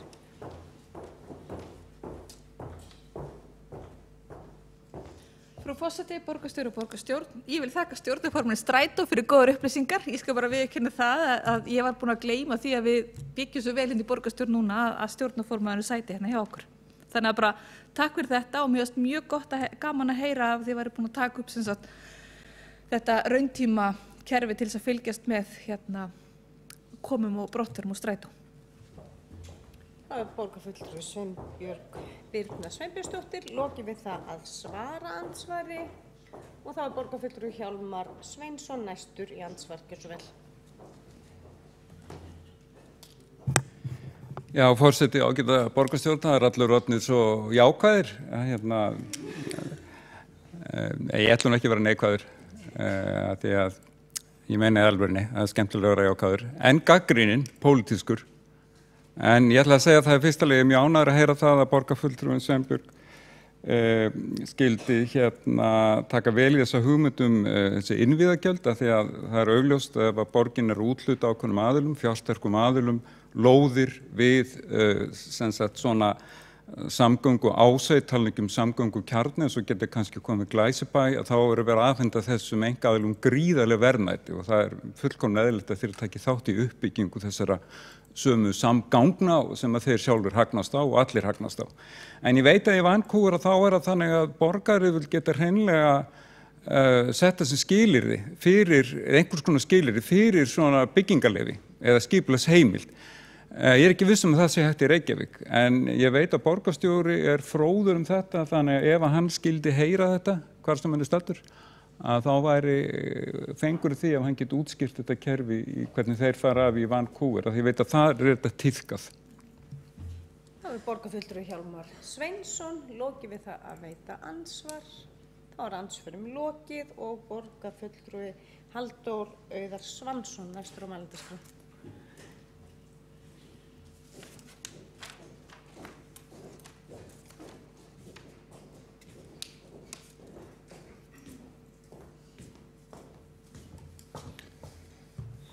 Forseti og borgarstjórn. Ég ætla að byrja á að óska nýkjörnum forseta til hamingju með embættið og sinn fyrsta fund. Og ég ætla einnig að þakka fyrir fínar ræður, greinagóðar. Ég hef kannski ekki miklu við að bæta efnislega, en það er kannski gott að geta tekið aðeins saman.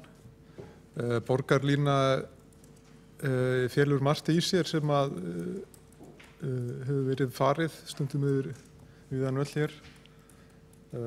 Fjármögnun og nákvæmlega hvaða tækni er notuð og sitt hvað fleira, en í grunninn snýst þetta auðvitað frekar einfalda hugsun sem að er svo að koma upp stofnleiðum á höfuðborgarsvæðinu og með þéttingarreitum þar sem að hægt er að setja upp skilvirkar almenningssamgöngur sem að margir nota og munu borga sig. Það er náttúrulega þekkt staðreynd að höfuðborgarsvæðið dreifbýlt eins og þess vegna eru öll sveitarfélögin á höfuðborgarsvæðinu samstiga í því í gegnum samþykkt svæðisskipulag að fara í þéttingu og þessi borgarlína er liður í því. Eitt af því sem að verður hægt að gera í kjölfarið að samhliða þéttingunni. Og það er að sjálfsögðu í sjálfu sér óháð tæknilegri útfærslu. Og held að það sé nokkuð sem að er eitt af þessu sem að er hægt að vera í sammála í grunninn. Þá er sjálfsögðu sé hægt að vera gagnrýnin og sé mjög eðlilegt að vera gagnrýnin á kannski hugmyndir sem að krefjast mikilla fjárfestinga á borð við léttlestina. En þarna var náttúrulega nefna til dæmis að Jarrett Walker, sérfræðingur í almenningssamgöngum sem að hér hefur verið nefndur, sem að var að ráðleggja við gerð skipulagsins og hefur ráðlagt strætó og kom hér í fyrra. Ég sá einn á hans fyrirlesturum þar sem að hann fór yfir það mikilvæga atriði að það ætti að hugsa almenningssamgöngur óháð tækninni. Það mætti ekki missa sig of mikið í þær, í tæknihugsun. Þetta er miklu frekar skipulagsatriði og svona ákveðin bara grundvallar atriði sem að þarf að taka afstöðu til, eins og borgarfulltrúinn Hjálmar Sveinsson rakti, hvort að þú ætlar að hafa mikla dekkun eða hvort þú ætlar að hafa þessar stofnleiðir. Hið fyrra er kostnaðarsamt og felur eðlilega í sér aukinn kostnað, en hitt náttúrulega hefur þann galla að það nær til færri. Þannig að þessi borgarlínu hugsun meira inn á sko síðari línunni að reyna að ná til margra og hafa stofnleið. En að sjálfsögðu myndi það mögulega fela í sér að hitt sé dekka með öðrum hætti, öðrum leiðum, og þá hægt að Og þá hægt að missa sig í pælingum á borðið sjálfkeyrandi bíla og leigubíla og sérstaklega ef þeir eru rafvæddir. Það margt spennandi að gerast það og þar og þetta hár rétt að það geti breytt forsendum, sérstaklega gagnvart léttlest. En Jared Walker var nú spurður sérstaklega út í áhrif svona sjálfkeyrandi bíla og hann vildi nú ekki meina að almennt séð myndi það koma til með að hafa mikil áhrif á almenningssamgöngur. Svona í sjálfu sér, af því að þær byggjast náttúrulega á þeirri hugsun að þú ert með stór farartæki sem að geta tekið marga í einu eftir fjölförnum leiðum. Og einkabílar, hvort sem að þeir eru keyrðir af bílstjórum eða sjálfkeyrðir, þjóna bara aðeins öðrum tilgangi og eru ekki að fara að leysa almenningssamgöngur á hólmi. En það sem er kannski mest spennandi í því er að það er hægt að sjá fyrir sér að það sé hægt að draga verulega úr þörfum fyrir að hafa bílastæði við hvert einasta heimili eða nálægt hverju einasta heimili. Ef að bílar eru sjálfkeyrandi þá getur þeir verið kannski í bílastæðahúsum og keyrt upp að dýrum. Þannig að þeir leysa kannski ýmislega önnur vandamál. Og svo líka má hugsa sér að það sé hægt að þjappa fleiri bílum aðeins á göturnar ef að þeir eru sjálfkeyrandi, af því að sjálfkeyrandi bílar eru betri í að stilla hraðan og geta í rauninni tekið meiri áhættu en mannlegur bílstjóri og þar alveg þjappa umferðinni aðeins hraðar. En það er svona mat sérfræðinga að sá þáttur vegi ekki upp á móti almenningssamgöngum og náttúrulega þess fyrir utan að ef það er einfalt og verður einfalt að útfæra svona sjálfkeyrslu í einkabílnum þá eru það einfaldara fyrir almenningssamgöngur sem að eru bara ákveðnum leiðum og er auðveldara að forrita fyrir slíka notkun. En svo vil ég kannski benda líka á að það eru ýmis gagnleg skjöl eða gögn sem að fylgja þessum borgarlínupælingum sem eru lögð fram hér á fundinum en önnur er að finna á vefsíðu SSH eða Samtök sveitarfélaganna á höfuðborgarsvæðinu. Þar má meðal annars finna greiningar á mismunandi sviðsmyndum og kostnaði á léttlestarkerfi annars vegar og hraðvögnum hins vegar. Og það er náttúrulega þar lögð rík áhersla á það að þetta er stefnumótun til langrar framtíðar og forsendunar eru mikil íbúa fjölgun sem að mun mögulega gera þetta arðbært. En svo kannski lokum í samhengi við svona pælingar greiningu á svona stórum verkefnum í samgöngumálum og svona áhættu í því og kostnað. Það er áhugavert að nefna það í samhenginu að það er haldið smá málþing núna í september á vegum innanríkisráðuneytisins og Háskólans í Reykjavík verkefnastjórnsýslu í samgönguframkvæmdum. Og þar voru meðal annars flutt erindi samanburði Noreg. Þar sem að var farið mjög markvisst í að taka til í því hvernig svona stóru samgönguverkefni eru unnin og setja upp svona skýrari ferla þar sem að eru svona ákveðnir svo kallaðir stopppunktar þar sem að bara farið markvisst og spurt alltaf á hverju stigi spurninga hvort að forsendur hafi breyst og hvort að það sé ástæða til að hætta við eða endurmynda kostnaðinn. Og þessi stefna hefur leitt til þess að núorðið eru svona framkvæmdir langoftast á kostnaði, hafa farið frá því að vera langoftast yfir kostnaði og í það að vera á kostnaði. Þannig að þetta er áhugavert að skoða og ég vona að ráðuneytið og opinberir aðilar hér almennt muni vinna þetta dálítið áfram og að Reykjavíkurborg sláist þar í hópinn. En það þarf nú að vinna allt svona lagað í samvinnu við ríkið hvort þið er. Þannig að fleira var það ekki í bili. Þá hefur Halldór Auðuns Hansson, borgarfulltrúi, lokið máli sínu og næstur á mælendaskrá er Halldór Halldórsson, borgarfulltrúi.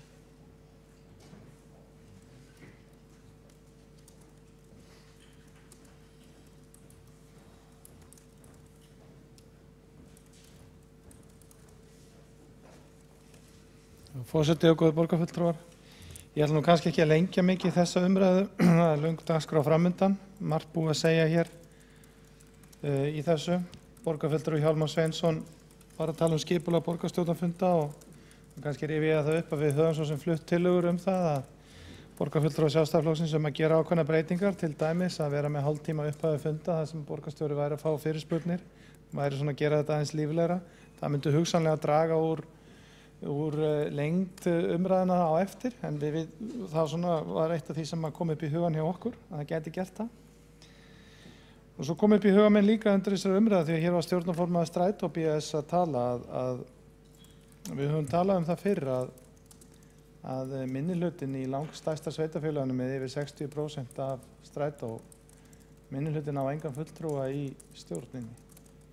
Og minnihlutinn á bara yfirleitt ekki fulltrúa í stjórnum þessara byggðasamlaga. Við höfum svo sem flutt tillögu að gera breytingar á því, það hefur ekkert orðið úr því en það er alveg full ástæða til þess að til dæmis minnihlutinn í borgarstjórn Reykjavíkurborgar, langstærsta eiganda Strætó, ætti eins og einn fulltrúa þar í stjórn.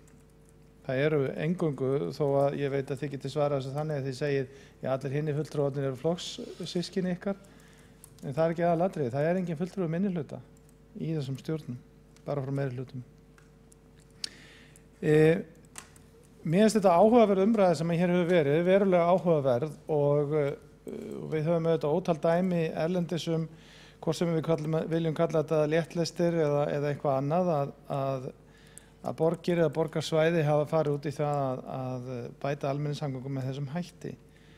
Mér finnst við standa á svolítið miklum tímamótum bara út af öllum þessum tækninýjungum sem að eru að koma fram í dagsljósið. Og þess vegna kemur auðvitað upp í hugan segjum sem svo að niðurstaðan verði, það er erfitt að sjá hann í framtíðina, niðurstaðan verði að setja upp einhvers konar svona kerfi, hvað sem að það er léttlest á teinum eða þá bara hraðvagna kerfi með einhverjum hætti, fleiri forgangsreinar og lengri, að ef við fjárfestum rosalega mikið í þessu en stöndum samt frammi fyrir því að bara á allra næsta árum séum við að sjá einhverja nýja tækni leysa þetta á hólmi. Þannig að það hlýtur að þurfa að koma mjög mikið inn í umræðuna hver er framtíðin í þessu, hvað mun gerast á næstu 5 árum eða næstu 10 árum varðandi sjálfkeyrandi bíla, varðandi sjálfkeyrandi strætóa, varðandi hugsanlega þá minni fjárfestingar í því, færri bíla á götunum vegna þess að sjálfkeyrandi bíla munu auðvitað stuðla að því að við þurfum ekki eins marga bíla. Við þurfum líka færri bílastæði.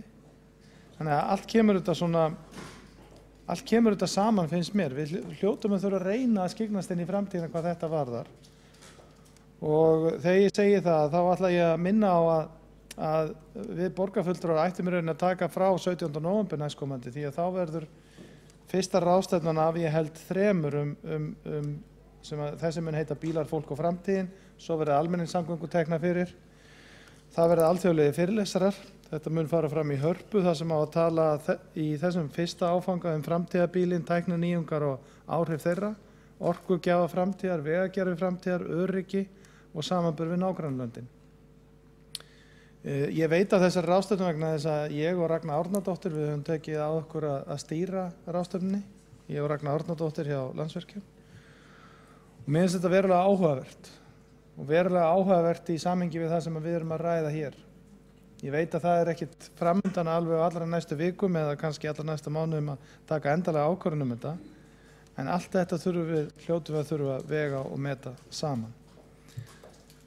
Annað ætla ég nú ekki að segja undir þessu. Þá hefur Halldór Halldórsson borgarfulltrúi lokið máli sínu og næsta mælendaskrá Sveinbjörg Birna Sveinbjörnsdóttir borgarfulltrúi.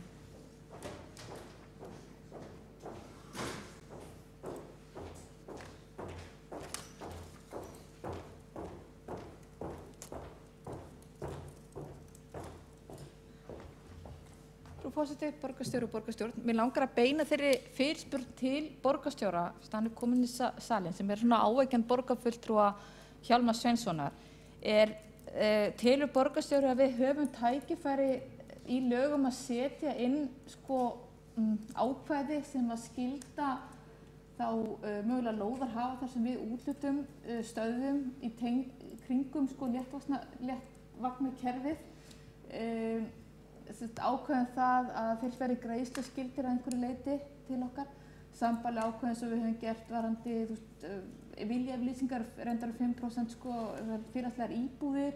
Við höfum reynt að setja svona inn í samningana.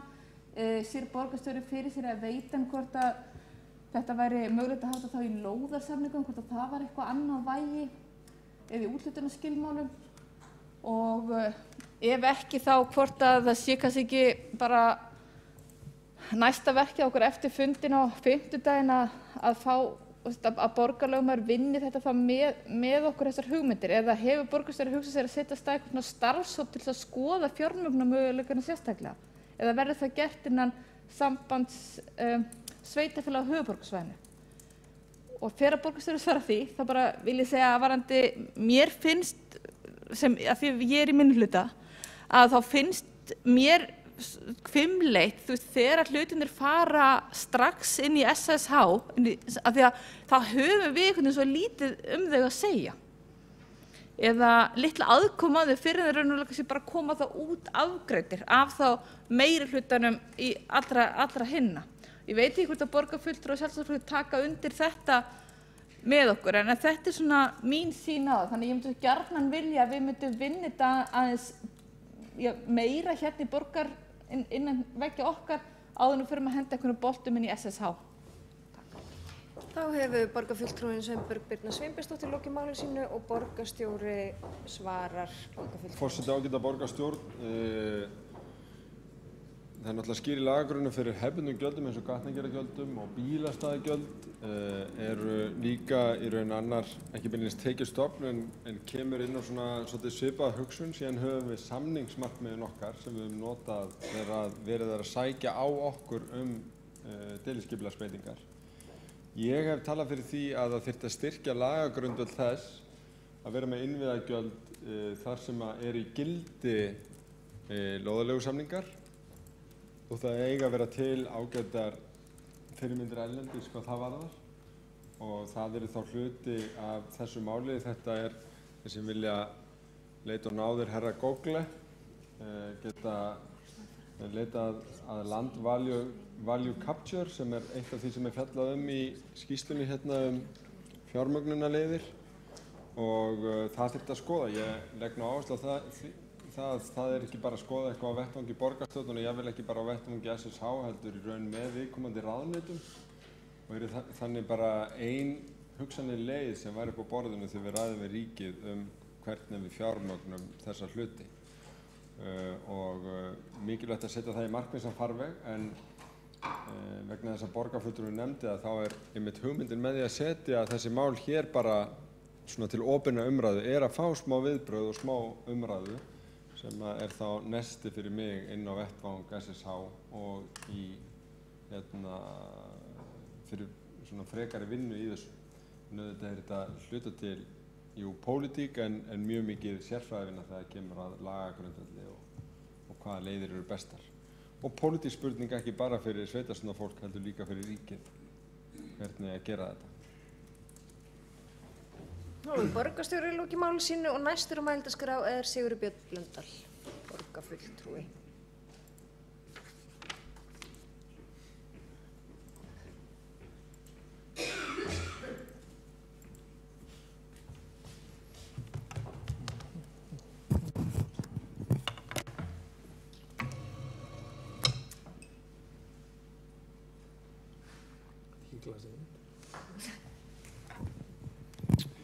Já, forseti, ágætu borgarfulltrúar. Já, mér láðist nú að koma hér á framfæri hamingjuóskum til forseta sem gjörum var á síðastum fundi. Tek nú dálítið undir með Hjálmari Sveinssyni. Það kannski, öll getum við verið forsetar en ekkert okkar getur verið eitthvað annað okkar hér í salnum og skal líf bara til hamingju með að vera Líf Magnúsdóttir forseta eins og Hjálmar. Það var vel til fundið hjá hann. Sveinsson, borgarfulltrúi. Mér langar aðeins að bara leggja hér orði í belg varðandi þessa umræðu borgarlínuna sem hefur svo sem farið út víðan völl auðvitað, eins og oft vil verða í opnum umræðum hér á þessum vettvangi. Það hafa margir sem hér hafa talað komið inn á það að það sé erfitt að spá fyrir framtíðina og það auðvitað rétt, það getur verið snúið, en þó vitum við ansi margt, vitum glettilega margt framtíðina og við vitum það til dæmis að á næstu árum að þá mun þeim alltaf fjölga sem að kjósa að búa í borg frekar en dreifbýli. Hlutfallið var eitthvað 50% 2010, 60 2030 og milli 70 og 75% 2050 og við þekkjum líka að auknum fólksfjölda fylgir aukin umferð og við vitum öll að ef að allt þetta fólk ætlar að ferðast, fara þorra sinna ferða, skulum við segja, á einkabíl, að þá munum við lenda í miklum vandræðum. Og það í raun og veru alveg sama hvað við tökum bara það landsvæði sem að höfuðborgin á og það alveg sama hvað við byggjum mörg mislæg gatnamót eða slíkt. Við höfum bara ekkert pláss fyrir alla þessa bíla. Og vistvænir bílar, þeir taka líka pláss. Sjálfkeyrandi bílar taka líka pláss, eins og alveg rétt sem að borgarfulltrúi Halldór Halldórsson nefndi hér að sjálfkeyrandi bílar auðvitað bjóða upp á ýmsa möguleika varðandi svona hagkvæmni.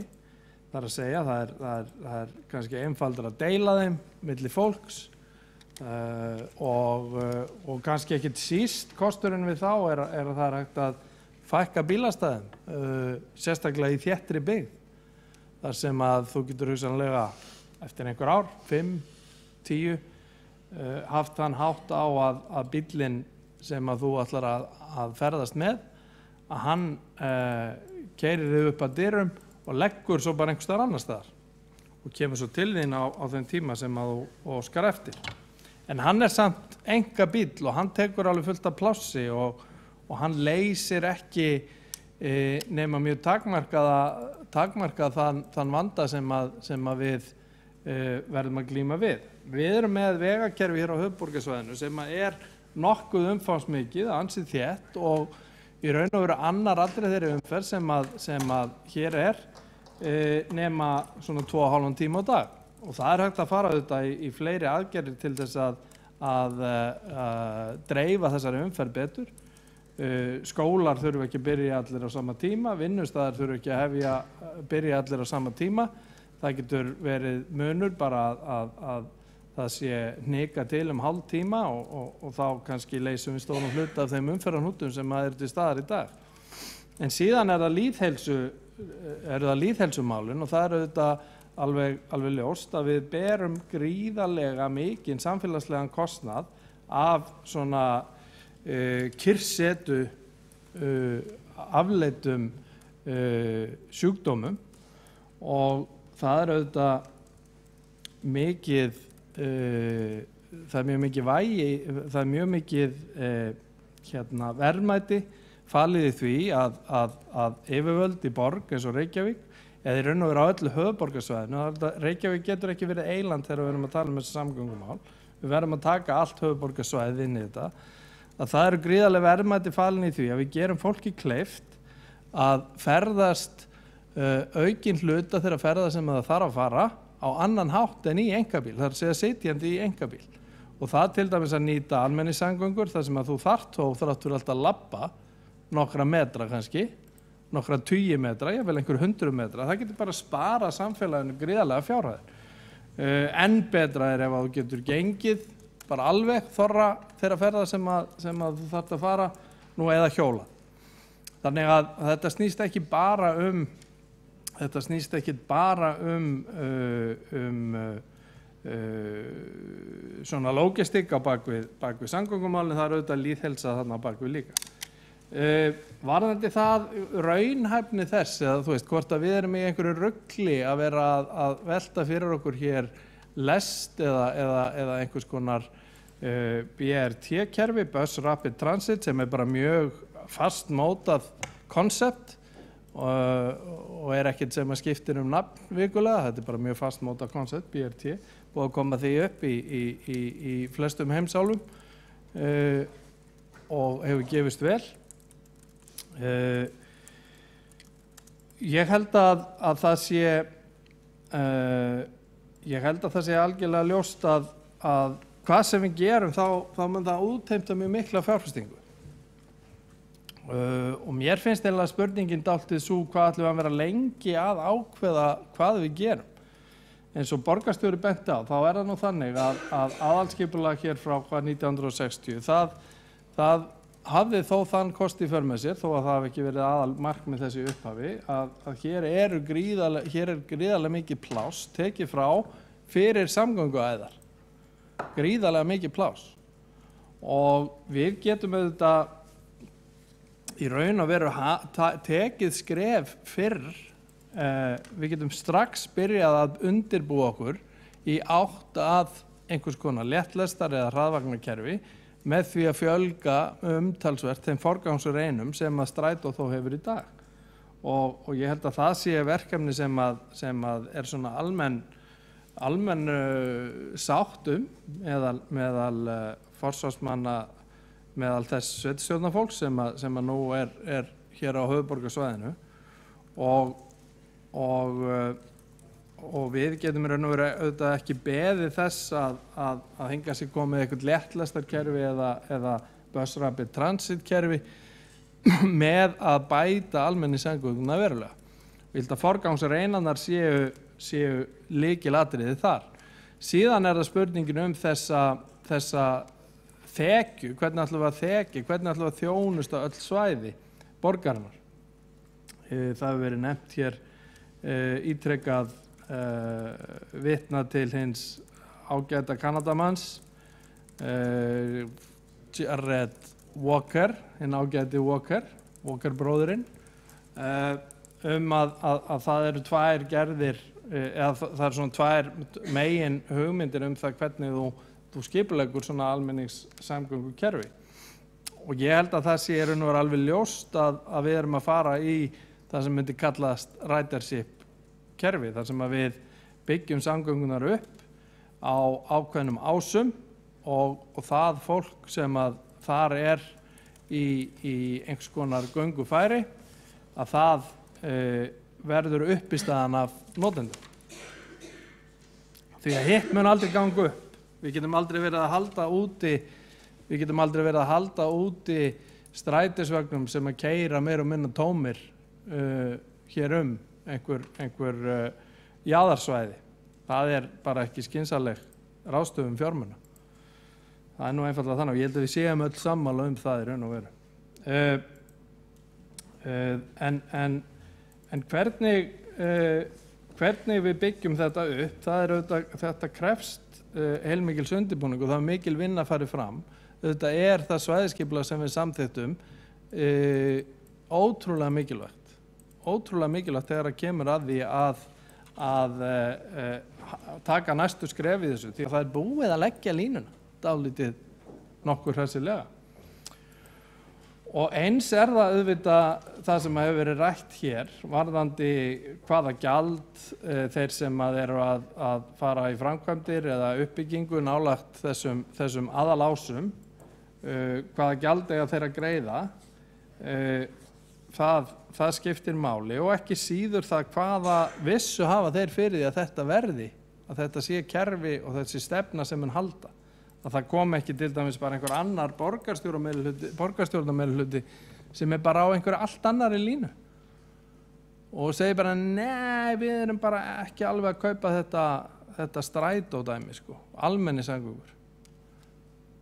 Þannig að við ætlum bara að hverfa alveg af þeirri hugsun og gera eitthvað allt annað. Og hvaða stöðu eru þá þeir sem hafa lagt í umfangsmikla uppbyggingu til þess að fylgja eftir þeirri stefnumörkun sem var.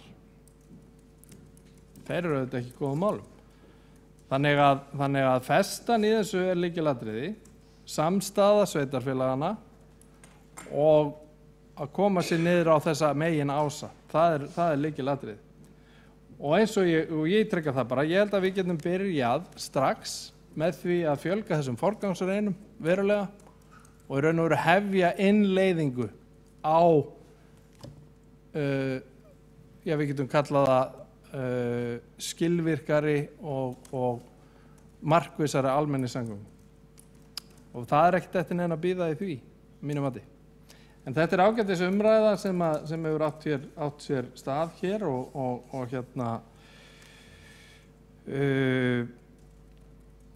einmitt, ég tek alveg undir það er kannski ekki mikið, kannski þurfum við bara að temja okkur það hér í þessari vinnu sem við erum í að koma svona í þennan sal opnari fyrir því að hlusta heldur en að hlusta á einhvern annan en okkur sjálf kannski. Við erum kannski of mikið bara að tala svona, ég meina þú veist, þetta er, ef við erum í einhverju ræðukeppni þá getum við bara stofnað einhverja svona old boys, einhverja svona gamalmennadeild í Morfís og stunda það þar, en það verður seint uppbyggilegt. Þannig að ég tek undir það, væri gaman ef að hlutinni myndu nú einhvern veginn fara að þróast í það að við ættum hér svona uppbyggilegri samræður. Takk fyrir. Þá hefur Sigurður Björn Blöndal lokið máli sínu og fleiri hafa ekki hvatt sér hljóðs undir þessum lið og við færum okkur þá áfram í dagskrá og ræðum skýrslu starfshóps